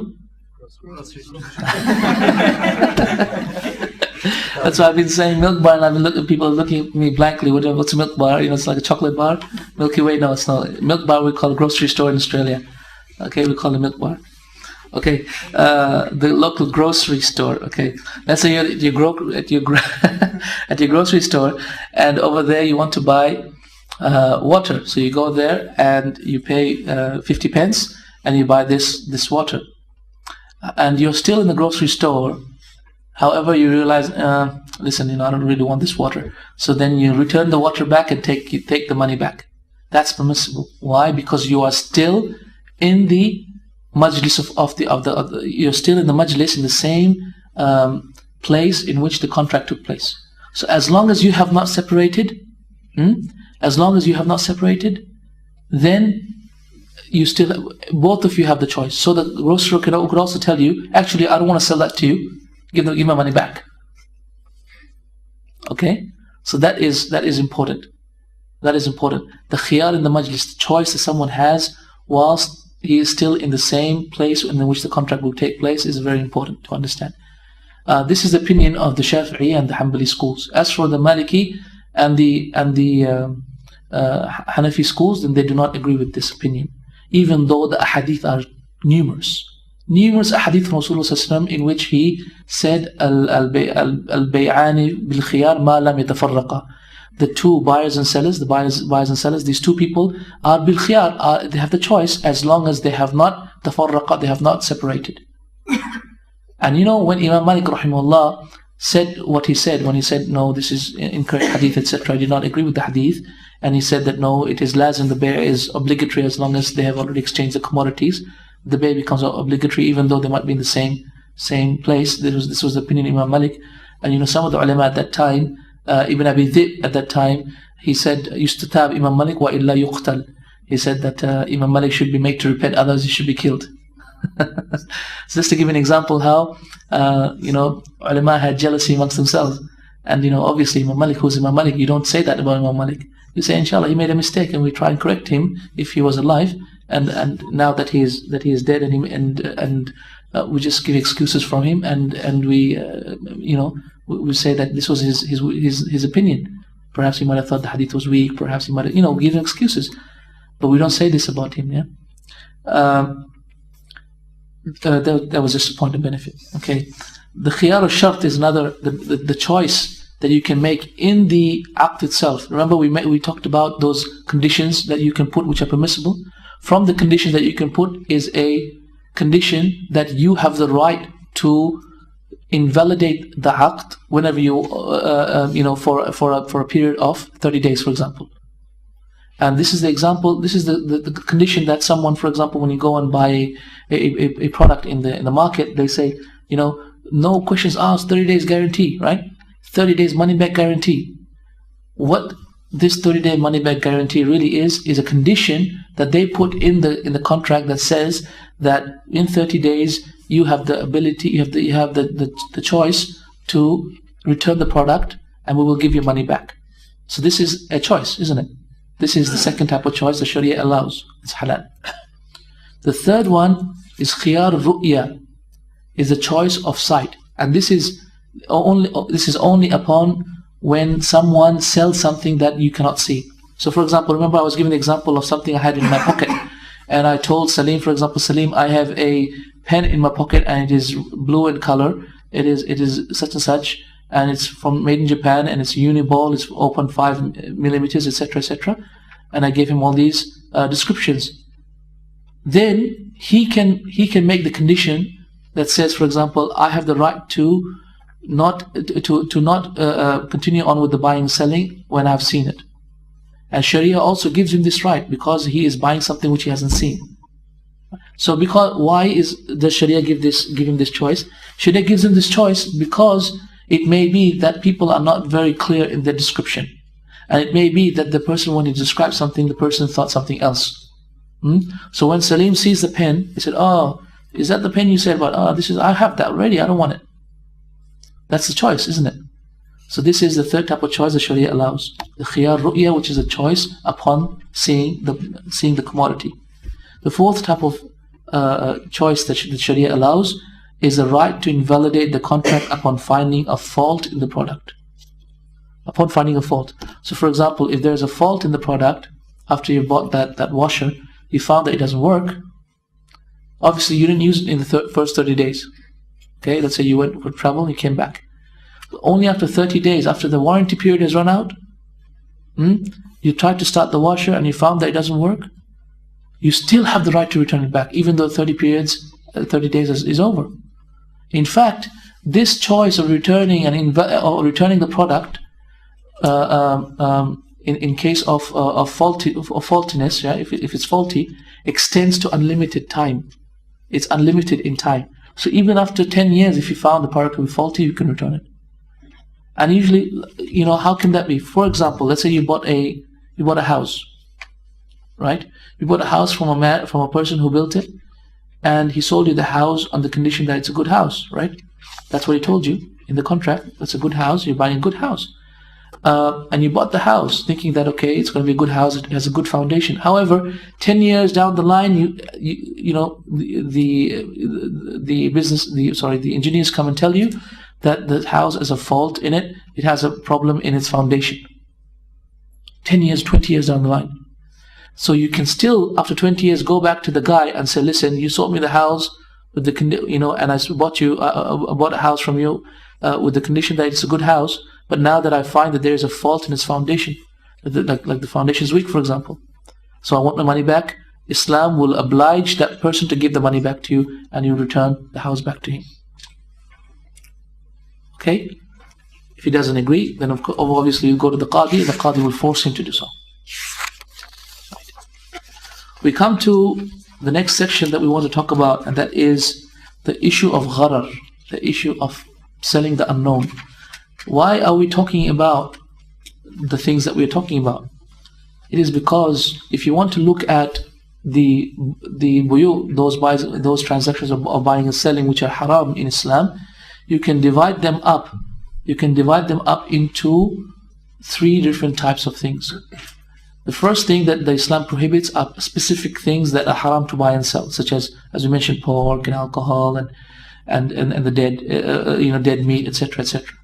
The second type of thing that Sharia in general says is haram is that which has gharar in it, uncertainty in it. The third type is riba, and we'll come to that. So gharar is from the second type of thing the Sharia prohibits in general. Okay, we're talking about general, broad topics that the Sharia prohibits. Is the issue of gharar and selling the unknown. Gharar means uncertainty. So the gharar is basically something unknown, uncertainty, and the hukum and the hikmah why Allah subhanahu wa ta'ala does not want us to sell something that which is unknown or that which the other person is not certain about, is because the Sharia, as we said, wants to prevent arguments, isn't it? The Sharia wants to prevent arguments. Sharia doesn't want us to argue, because when we find that the product that we just bought, which we didn't know what it was, and we just find, hey, it's not really what not really worth the money that I gave him, you're going to argue with him, and Sharia wants to prevent that argument. Also, Sharia wants to prevent dhulm, so it doesn't want the other person to have dhulm upon you. So he doesn't, for example, want you to pay £1,000 and you just give him a pen for it, for example. He wants to prevent the dhulm. So this is why, as well, buying and selling the unknown is not allowed. Gharar can be of different types. Gharar is of different types. It can be extreme gharar, absolutely nothing known. Like, for example, a person can come to you and say, I have a house in Japan, you want to buy it? I say, okay, tell me about its size, tell me about how many rooms it has, tell me what it is, how is it a townhouse, what is it? He said, no, I'm not saying anything, I just have a house, you want to buy it? That's really unknown, isn't it? So the guy says, okay, inshallah, yeah, okay, I'll buy it. Right? Then he goes and he sees the house and finds it to be a dump. Right? This is what Sharia wants to prevent. So this is extreme gharar, extreme uncertainty, when absolutely everything about the product is not known. In order to not have gharar, we need to tell the people 2 things. We need to tell the people the quantity and the quality. With the quantity, obviously, the number of items there is. With the quality, we mean the description and the characteristics of that product. When we have the quantity and the quality known, then we have removed gharar. If one of the 2 is not known, then we have gharar in the contract. So if someone says, I'll sell you pens, but he doesn't tell you how many pens he'll sell. For $5, for example, £5, he won't tell you how many pens he's selling. Then there is gharar in the contract. Or he'll tell you, I'll sell you 5 of something, right? Then there's also gharar in it. Why? Because he's told you the number, however, not the description or the characteristic of that product. Even if you were to say, I'll sell you 5 cars, that would not be enough. Why? Because because you still have to tell him what type of car, what model, what is it new or used, etc., etc. So as long as people have described their product to an extent in which the uncertainty is lifted, then the gharar is minimal, and so we can buy and sell. Okay, so it all goes back therefore to the customs of the people. Like for example, you can't, when you go and buy an egg in the market, in the local grocery store, yeah, and you go and buy an egg, obviously you don't know what's inside the egg. Do you know what's inside the egg? You don't know. In the same way, you go, for example, you want to buy a Kit Kat. You go and buy the Kit Kat, obviously you don't know what's inside the Kit Kat, isn't it? You don't know what's inside the wrapper. You obviously you know what, because it's the custom of the people that obviously in this sort of cover it's going to be a Kit Kat, right? It's red in color and it's this size and it says Kit Kat on it, it says crunchy on it, yeah. So obviously it's going to be a Kit Kat in it, but you can't see it. That's gharar, isn't it? That's the unknown because you can't see. And in the same way, the egg, and this is the classical example that the ulama give, the egg. You can't see what's inside the egg, but can you buy the egg? Yes, the answer is yes. Why? Because this sort of gharar is minimal and is forgiven by Sharia. And because the customs of the people is that this sort of product is usually bought and sold in this way, because you can't just break an egg, no one will buy it then, and you can't open a wrapper from a Kit Kat, no one will buy it then. So this is how these sort of products are sold, and so this limited gharar is forgiven in this issue.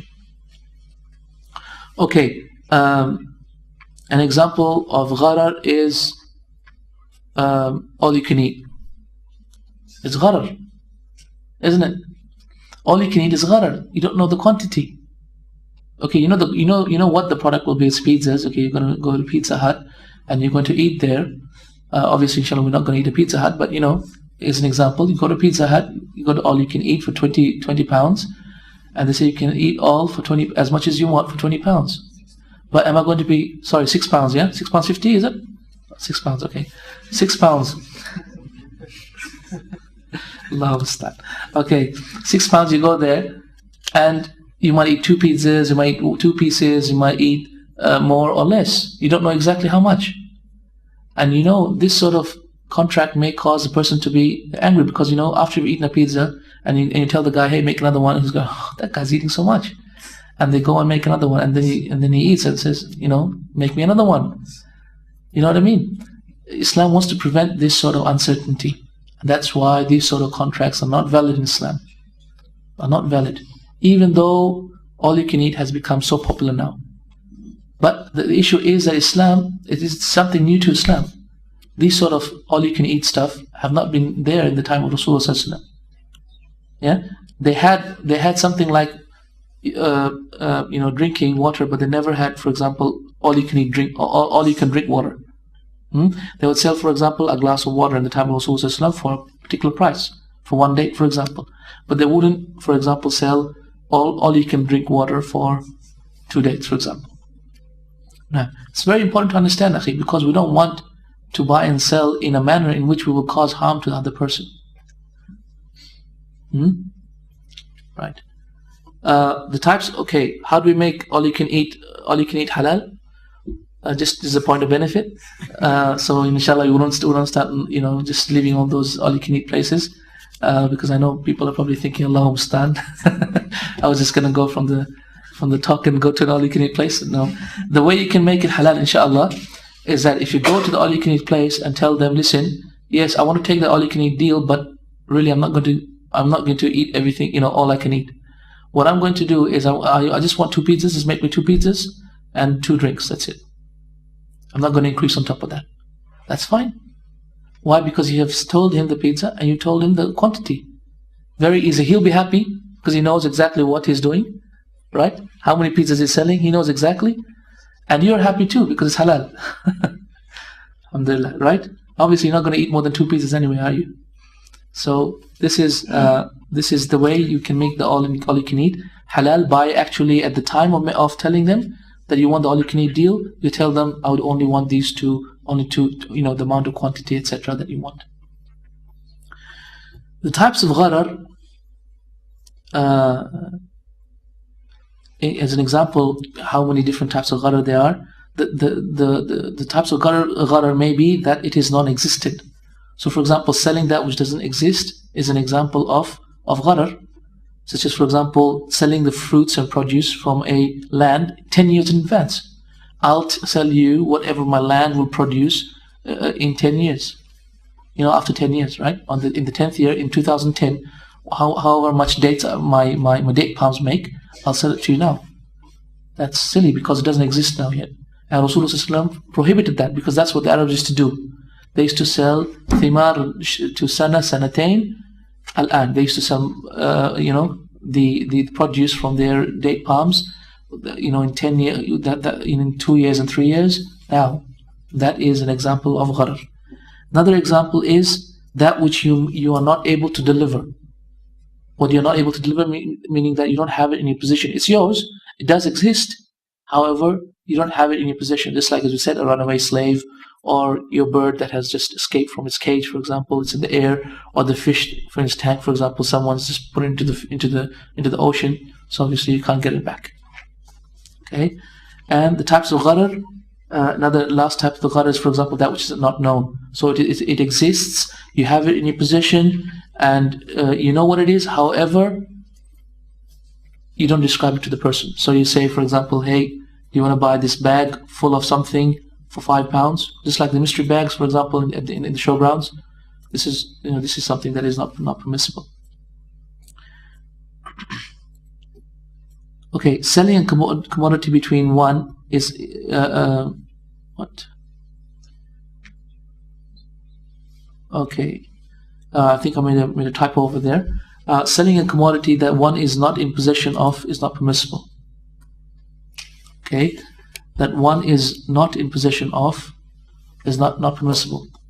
If you're not in possession of it, yes, it exists, and you've just bought it from the other person.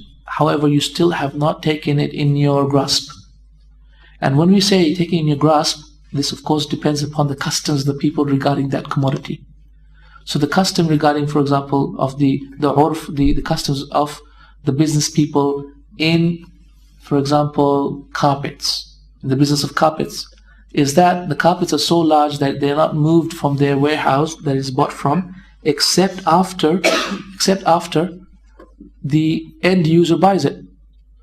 So in this case, therefore, the carpets, even though they are still in the warehouse of the huge carpet company, it is considered as if it is in your possession. So this type of drop selling would be halal. However, the other type of drop selling, wherein it is possible to take it in your possession, such as, for example, you're buying 100 laptops.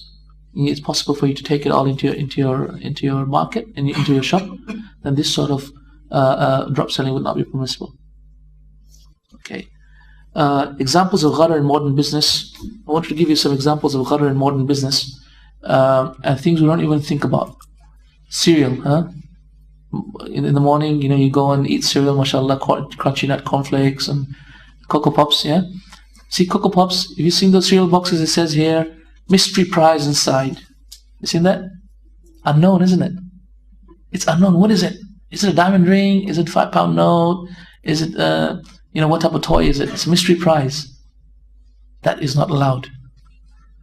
So if you buy the Cocoa Pops with the intention of the mystery prize, you're buying the Cocoa Pops is haram. But if you buy the Cocoa Pops because you want the Cocoa Pops, right? I don't know if you have Cocoa Pops. Yeah.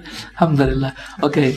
If you buy the Cocoa Pops because you want the Cocoa Pops, but it so happens that Cocoa Pops has a mystery prize inside and you're not really buying it for that, then your transaction is halal. Because remember, that which enters into something else follows on, becomes halal if the original thing is halal itself. In the same way, you go into the shop. You go into the shop and you wanted to buy a Mars bar. Okay, Mars. Buy a Mars chocolate bar. And you see next to it, Sneakers has a promotion on it. Sneakers, the same type of bar, says win a new BMW. You could just open it and win a BMW, for example. And so now you went to buy a Mars bar, but because you saw that Sneakers has a promotion, you go and buy the Sneakers bar. That's haram. That is gambling. Why is it gambling? Because you have only bought the Sneakers because it has a promotion. Right? If Mars bars was having the promotion, and you just bought it because you wanted the Mazbah not because of the promotion, and you were going to buy the Mazbah anyway, you didn't know it was having a promotion, you were just going to buy the Mazbah anyway, then it becomes halal. But if you bought the Mazbah because Mazbah is having a competition, that you're going to get a number in the wrapper, and then you have to send the number by SMS, for example, that's gambling, because you really intended by buying that Mazbah the gambling process, not the Mazbah itself. Okay, guys, that's important as well. For example, when you buy oil, they might, or any product in the market, they might have mystery price inside, or etc., etc. Then this is gharar in it. This is gharar, and it's not permissible to buy it to want that unknown product commodity. You can buy it only for the known commodity. So you're buying the cereal because you want the cereal, not because of the mystery prize that is inside. We know this is a problem, isn't it? Because the children they look at it and say, hey, there's a mystery sticker of the Lion King in there, for example. Yeah, and the children go crazy and they want to buy it. But the parents should be careful and make sure that they only buy it not because of the mystery sticker inside, but because of the fact that they really want to buy the real product that they are selling. Okay. Okay. This is what I wanted to talk to you about, inshallah, regarding gharar and selling the unknown. We'll stop here, inshallah, and we'll continue on with the true understanding of riba, inshallah, next session. Wallahu ta'ala a'lam. Alhamdulillah, wa salatu wa salam ala rasulillah wa ala alihi wa sahbihi wa man wala. Okay. I think it caused quite a lot of confusion with that, and with the last talk, with the last session. Hopefully not confusion, inshallah, but enlightenment, inshallah. I like to use that term. Inshallah, I enlighten people with that issue on buying and selling the unknown, because wallahi, I'll tell you what, we fall into so much haram. It's unbelievable. And in the West, unfortunately, people have a nick for just haram transactions, and the businessmen, subhanallah, they just have they have something for cheating people and just using the haram means to get someone. And inshallah, from now on, please try and pay attention. Please try and advise your brothers and those people who are doing, those Muslim businessmen who might be doing wrong stuff, and tell them to really fear Allah subhanahu wa ta'ala, because this is not right. You might be doing dhulm, your money might be haram. If your money is haram, you cannot eat that money. If that money is haram, you can't do umrah with that money, hajj with that money. If even £1 of that money that you went on the hajj tour was haram, then your hajj is not acceptable by Allah subhanahu wa ta'ala. This is an amazing thing, isn't it? So you really have to be very careful, and Allah subhanahu wa ta'ala will ask us about every single thing on the Day of Judgment. Come to the section on riba and the correct understanding of riba. Riba is one of the most misunderstood topics in our times. And some people, we find, for example, texts of Quran and Sunnah and the textbooks of fiqh, for example, emphasize the point of riba, but most people hear this and they don't see the benefit. They don't see the real reason why riba is being prohibited. And not only just that, because they are so put off by this topic of riba, they don't really even try and find out the reality of riba. And this is why, when I gave you the example, as I did in the beginning, of how this person, Brother Salim, if I gave him the £10 and he gives me the one £5 note, and the other £5 note he will give it to me tomorrow, and I told him this is riba, and the ulama have ijma' on the point that this is riba. And the example that I gave of the person who goes into the grocery store and he gives a £10 note and he buys a Kit Kat, and that only costs 40 pence, and the shop owner goes out of the house the shop with the £10 and he goes to the next shop, riba has already taken place. How can this be riba? We will inshallah talk about it right now. The first and most important thing to know is that riba has been forbidden in all religions. In all religions, riba has been forbidden. Even, subhanallah, I found the book of Plato, of Aristotle. Aristotle mentioning the riba is not right. Even Aristotle, we always think that he was wacko, but alhamdulillah, he had some wisdom. And the amazing thing was he mentioned how riba is haram, how riba is not right, and how it destroys the society, and how it causes harm between two human beings, etc., etc. In a philosophical way. And so too as well in the Torah we find that as well the riba has been prohibited, of course, but the Jews have changed the text of the Torah, as Allah subhanahu wa ta'ala has already mentioned to us. يُحَرِّفُونَ they have changed that which Allah subhanahu wa ta'ala had revealed. As well in the New Testament as well, there are texts that show that riba is haram.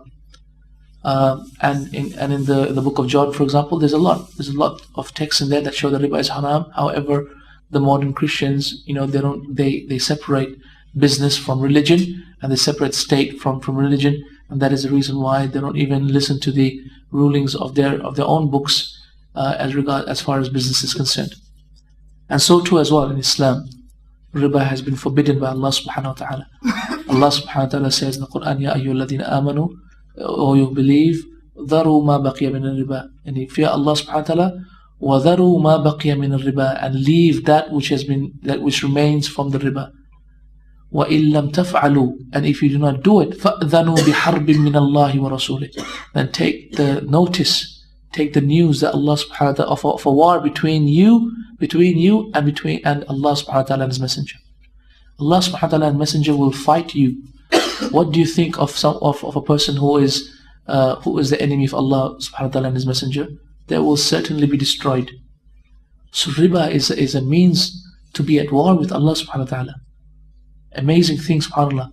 Allah subhanahu wa ta'ala hates riba so much and despises it so much that He has even declared war. And He has not declared war even upon shirk. He has declared war upon who? Upon riba. It's amazing, isn't it? And another place Allah subhanahu wa ta'ala says about riba, that the Jews says, إِنَّمَا الْبَيْعُ مِثْلُ الرِّبَى, whereas أَحَلَّ اللَّهُ الْبَيْعَ وَحَرَّمَ الرِّبَى, whereas Allah subhanahu wa ta'ala has made riba haram and made buying and selling buyur halal. So we find that Islam therefore is really severe on this topic of riba. As well, the hadith of Rasulullah sallallahu alaihi wasallam in Bayhaqi and Ahmed and others, the Rasulullah sallallahu alaihi wasallam said that giving even 1 dirham of riba is worse than sleeping with a woman 36 times. 1 dirham of riba is worse than sleeping with ajnabiyya, committing zina with an ajnabiyya 36 times. And another hadith, riba is worse than sleeping with your mother in the shade of the Kaaba. SubhanAllah, how disgusting is that? Even more disgusting is riba then. And that is the least of the riba, even 1 dirham. What about more than that? And don't just think that this is just for giving riba or taking riba. This is for everybody who deals in riba. For the one who deals in it, the one who writes about it and agrees with it, the one who attests to the contract, the one who takes it and gives it, the bank is involved in. Everyone has the same sin as the person who gives and takes riba. So this is the severity of riba in the Islamic context.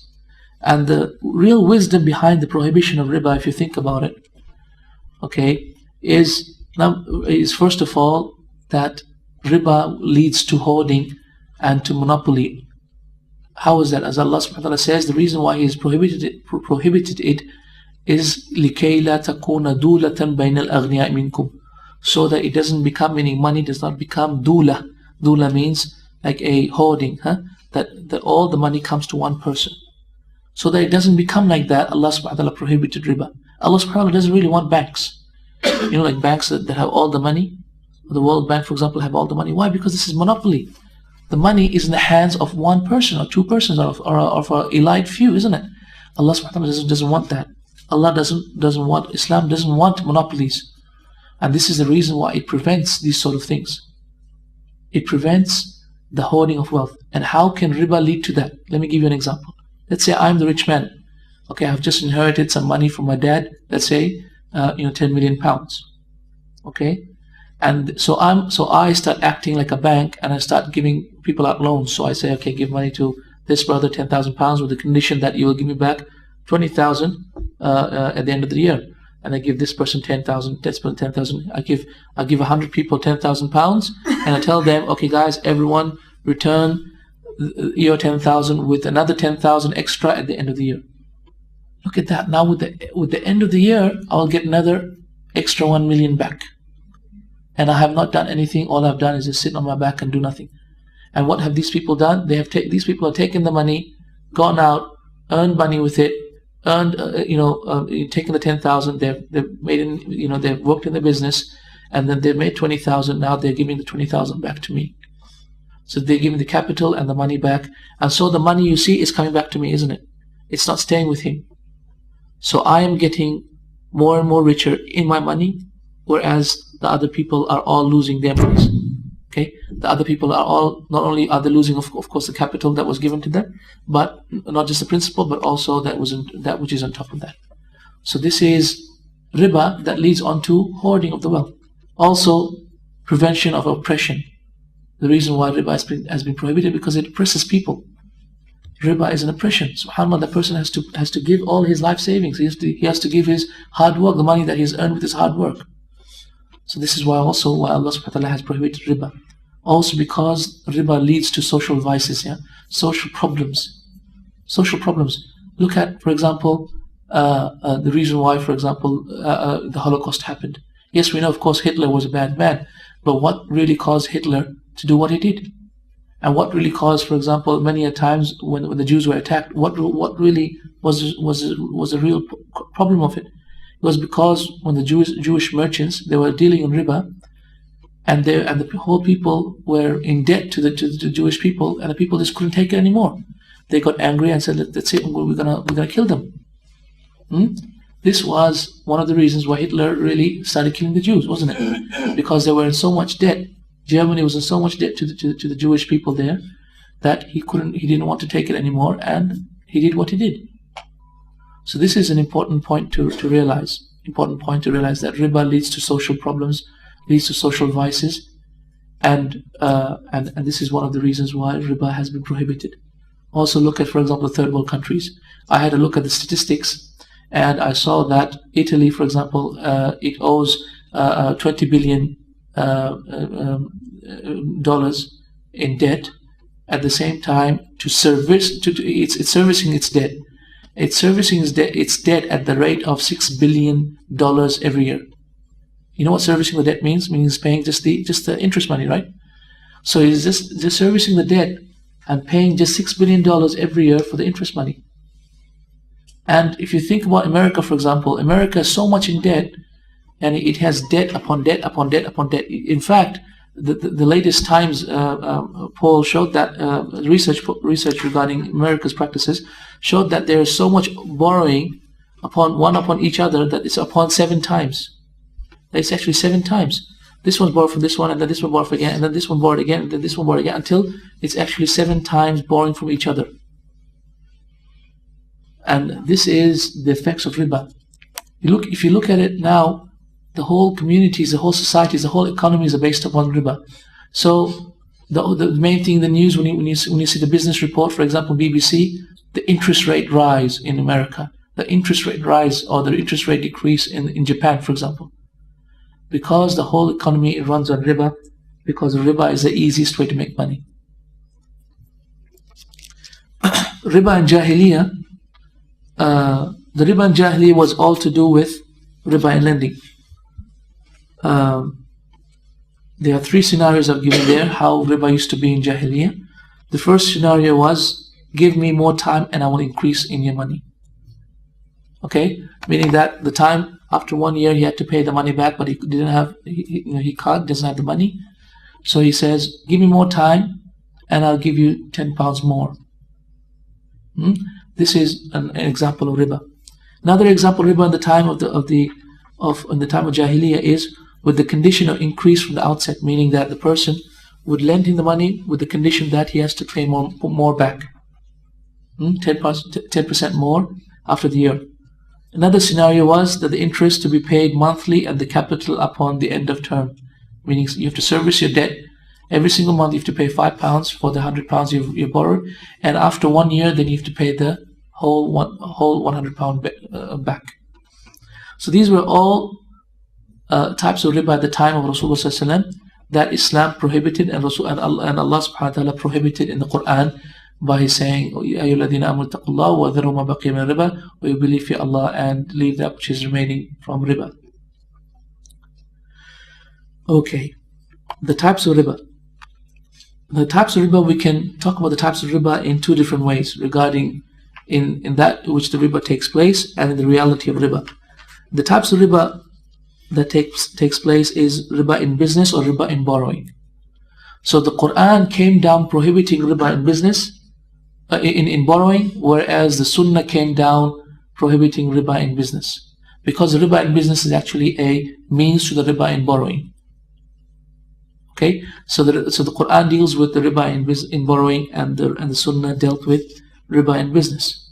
Also, you can look at riba by its reality, meaning that the reality of riba is that riba is of two types. Not just the one type that we know of, but two types.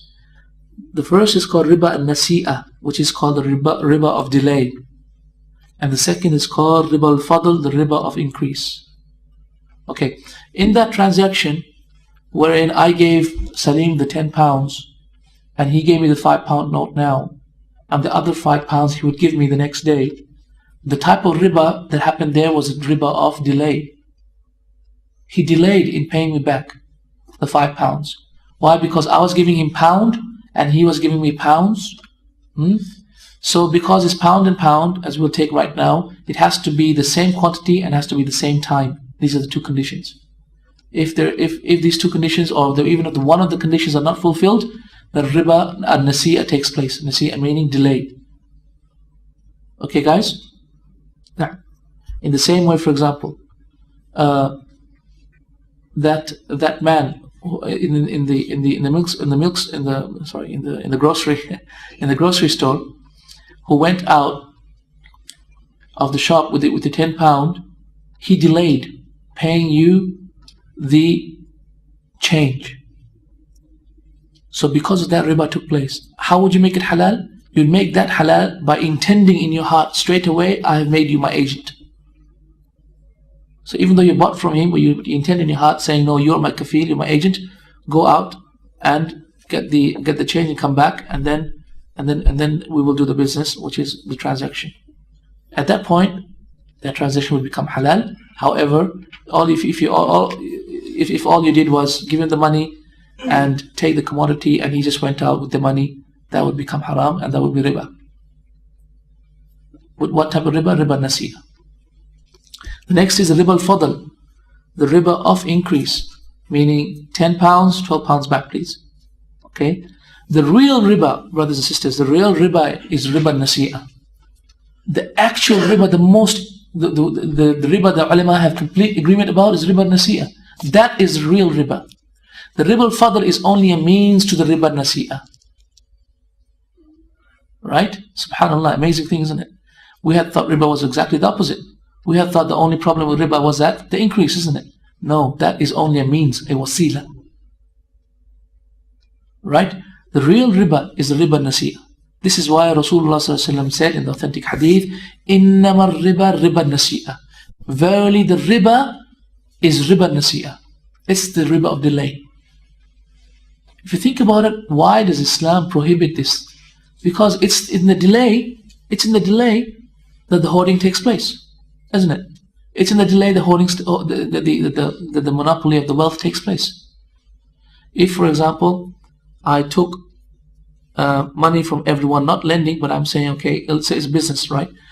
If I took money from every person in England, took all their money, with the condition that I will give them more back. Okay, I'll give them more back.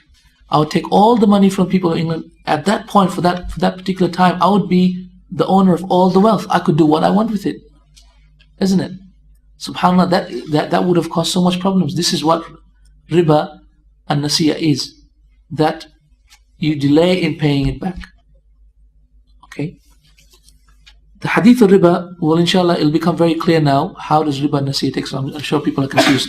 But look at the hadith of riba. It says, the hadith of riba is reported by Muslim, rahimahullah, is that الذهب بالذهب والفضة بالفضة البر بالبر الشعير بالشعير الملح بالملح يدا بيد مثل بمثل يدا بيد. This is what Rasulullah said. This is the main hadith of riba, and from this you will understand everything, inshallah. Rasulullah said, if you want to sell gold for gold and silver for silver and barley and wheat for wheat and barley for barley and salt for salt, then it has to be the same quantity for the same quantity, and it has to be at the same time, yadan biyad, in the hand to hand. Okay, so here the ulama have looked at this hadith, and they have said this hadith is talking about two different types of commodities. It's talking about gold and silver as one, because gold and silver are monetary currency for everybody in the world, right? And it's talking about food stuff. It's talking about wheat, barley, and salt, right? Because Rasulullah obviously does not really intend from this hadith only gold and silver and only wheat, barley, and salt. He intends that which stands for it, isn't it? What he means is the currency, that which is currency, and that which is food stuff.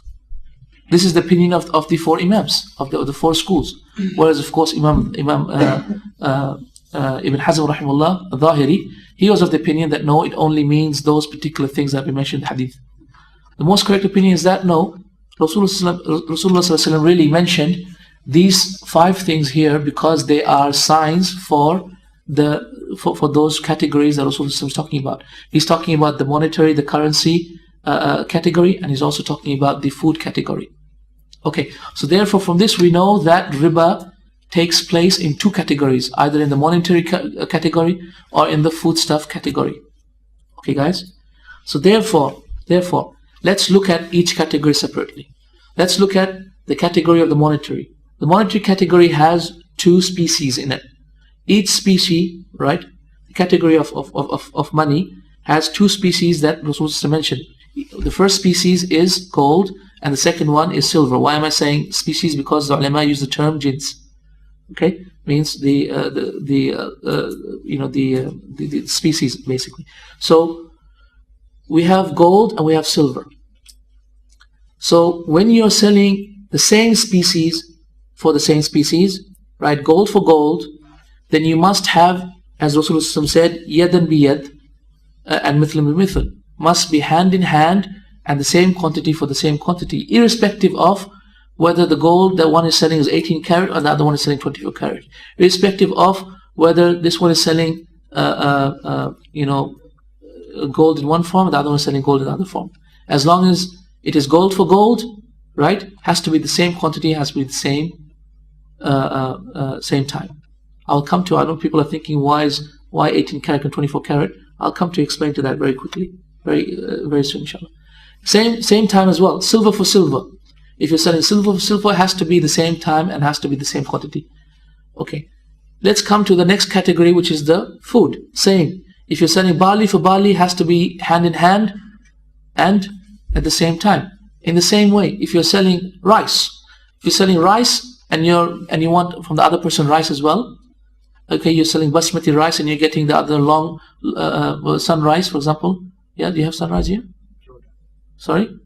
Okay, anyway, you're selling basmati rice for another rice, has to be the same quantity and has to be at the same time. Meaning 1 kilo for 1 kilo, it has to be at the same time. This is very important to understand. Okay, same way, water for water. I'm selling water. Remember, we're not selling it for money.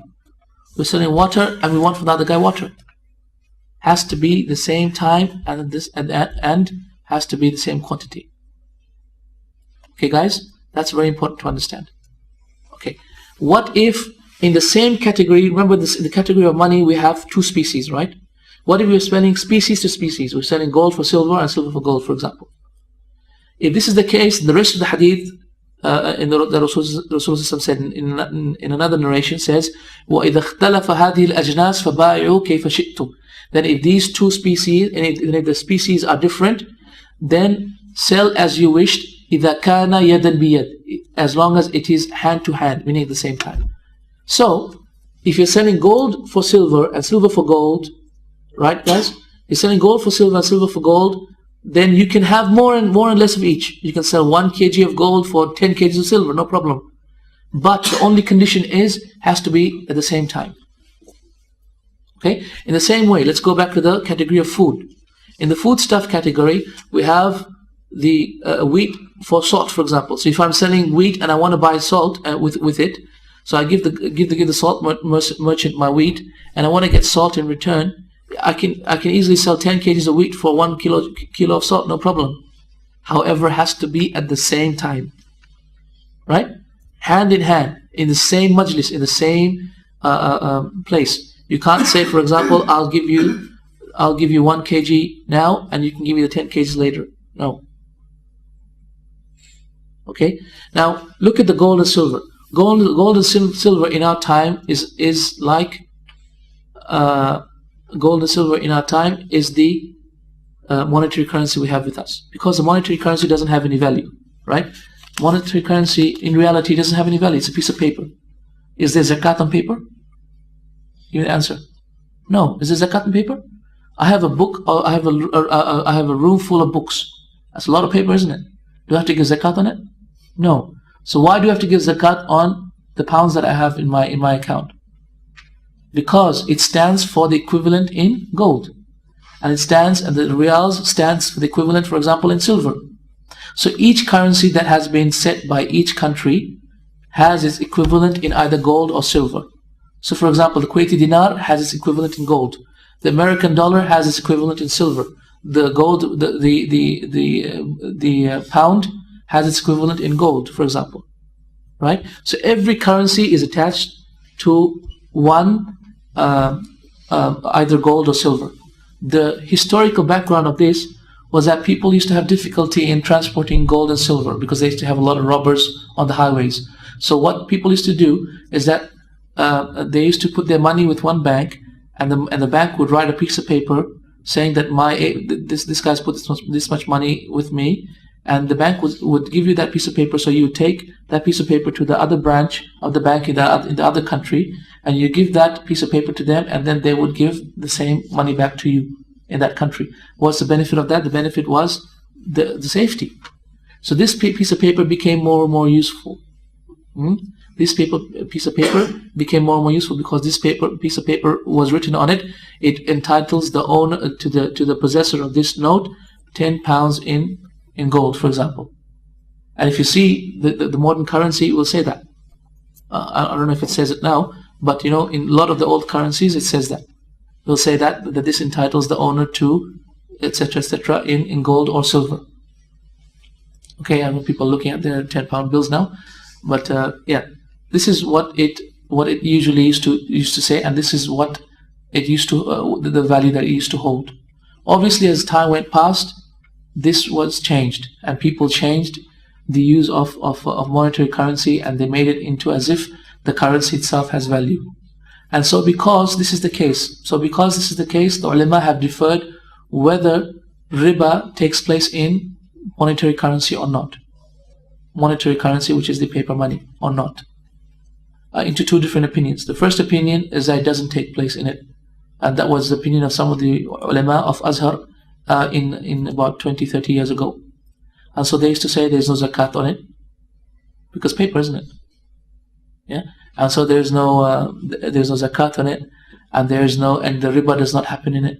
So you could easily sell 10 pounds for 20 pounds because it's paper for paper.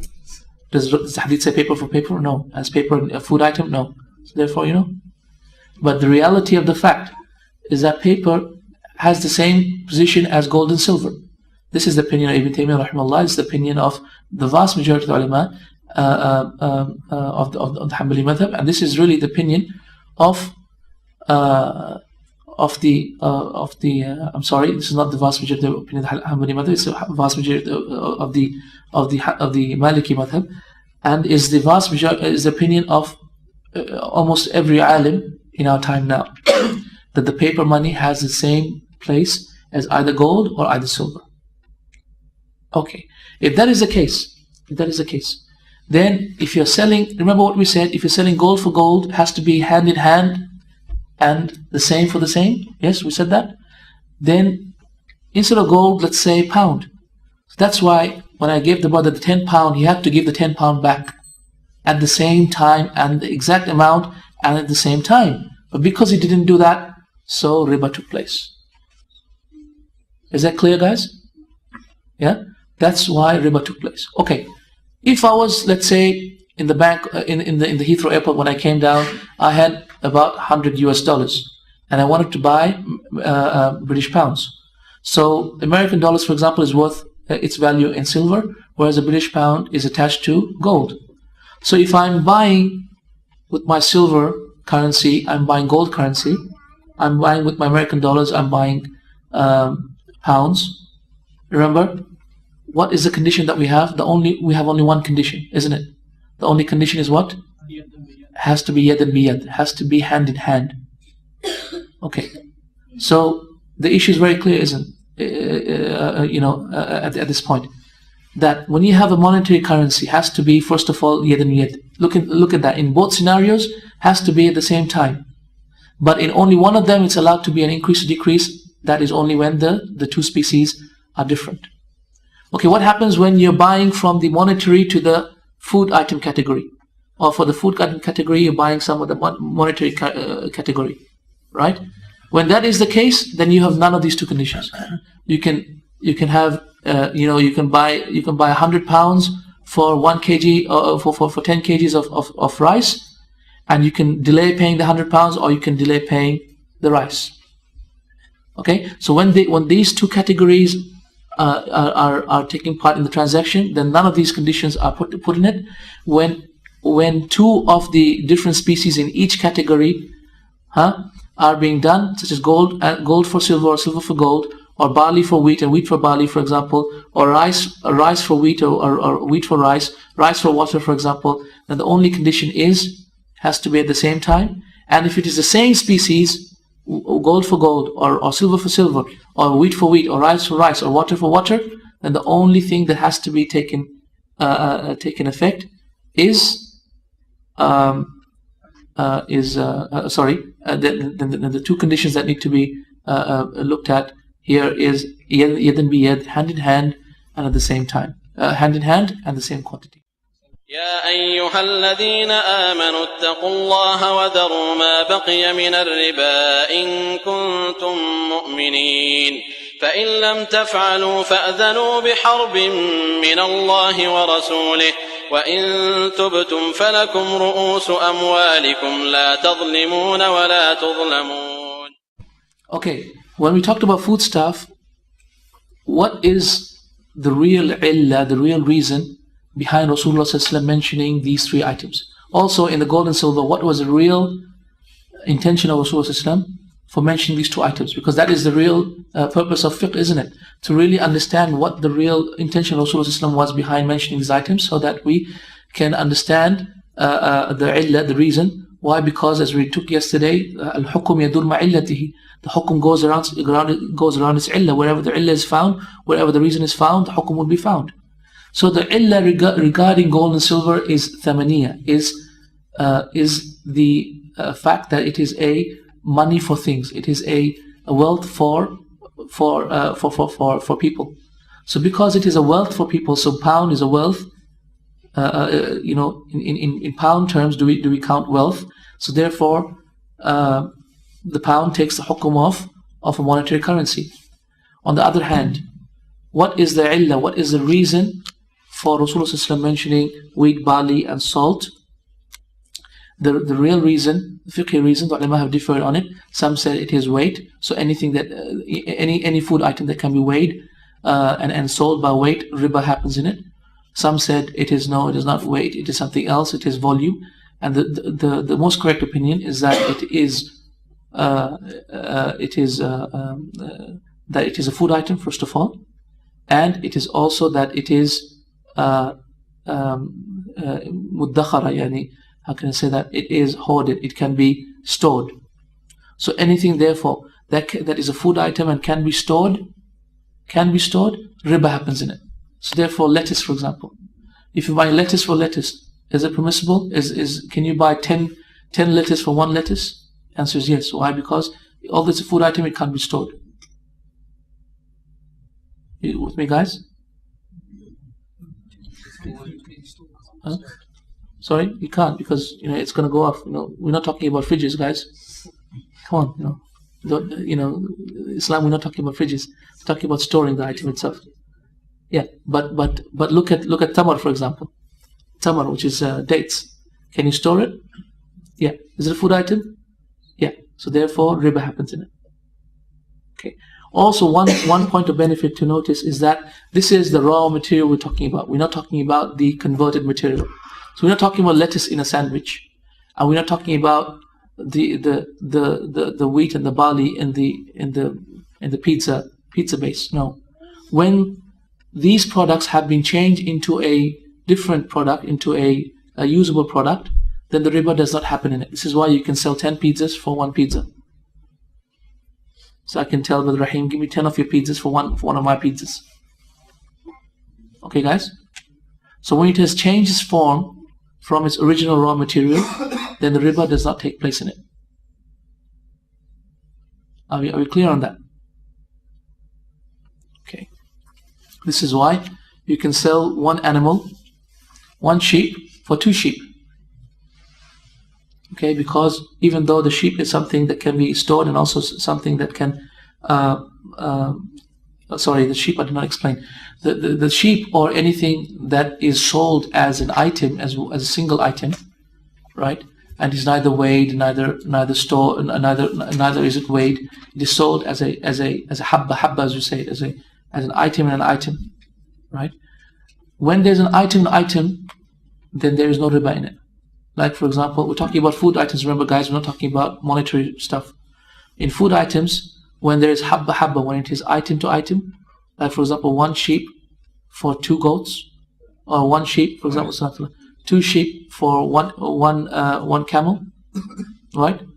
Then there is no riba in it. So you can delay paying your camel, and you can increase in the sheep or number of camels as you wish, because that is to do with items to items.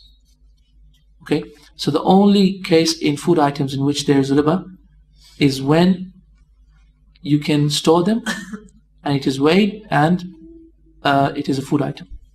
Everything else, if it is like a single item that is sold as a single item to single item, like, for example, another example of single item that is sold in the market. For example, watermelons. Watermelons are sold as single, isn't it? Okay, so if you're sold as a single item for a single item, you can easily sell one watermelon for 20 watermelons. Okay, because it is sold as a single whole for a single whole. Whereas, dates, for example, nuts, for example, wheat, rice, etc., they are not sold as single items. They're sold as a gathered piece, and so therefore riba happens in it. So therefore you cannot sell 1 kg of rice for 2 kg of rice, or you can't sell 1 kg of rice for another 1 kg of rice at a delayed time. No. Okay, what about flour? Flour is made from wheat and rice, isn't it? You can have wheat flour, you can have rice flour, and you can have corn flour, for example. Is there riba in it? Can you sell 1 kg of flour for another kg of flour? Can you sell 1 kg of flour for 2 kgs of flour? Answer is yes. Why? Because it has changed from its original form. Okay, it has changed from its original form. What was the original form? It was the rice part, the rice and the wheat, isn't it? Then this was ground, so there was some service that went into it. So because of that, you can sell 1 kg of flour for 2 kgs of flour. Okay, a little bit confusing, but that's because you're hearing it for the first time. And when I heard it for the first time, it was just out of my head. And so inshallah, please try and think about it. Try and think about it, inshallah, slowly. Next time you hear it, it'll become like, it'll just come to you very easily. So, let's go through what I said there. Conditions for selling riba items. The condition for selling the same category right, which is in the monetary category or in the food category, and the same species, like for example gold, which is from the monetary category. So gold for gold, then we have two conditions. First condition is same quantity for quantity, and the second thing is at the same time hand in hand. Is that clear, guys? Yeah. Conditions for selling same category but different species. Same category but different species, such as gold for silver. Then we only have one condition, and that is hand in hand. Same time, hand in hand. And if what is the condition for selling for different categories? Let's say for gold for wheat, for example, from monetary category to something in the food category, or anything else. What is there any condition? We say no conditions, meaning that you can sell it increase or decrease, or you can also delay giving one for the other, right? So there are no conditions. Both an increase and decrease in quantity, as well as delay in handing over either one of the commodities, is permissible. Yeah, is that clear, guys? Inshallah. Okay, we will just stop for the adhan here, inshallah, and I will talk about inshallah some examples of how riba happens in modern day transactions, and inshallah we'll wait for your questions until then, inshallah. Allah ta'ala.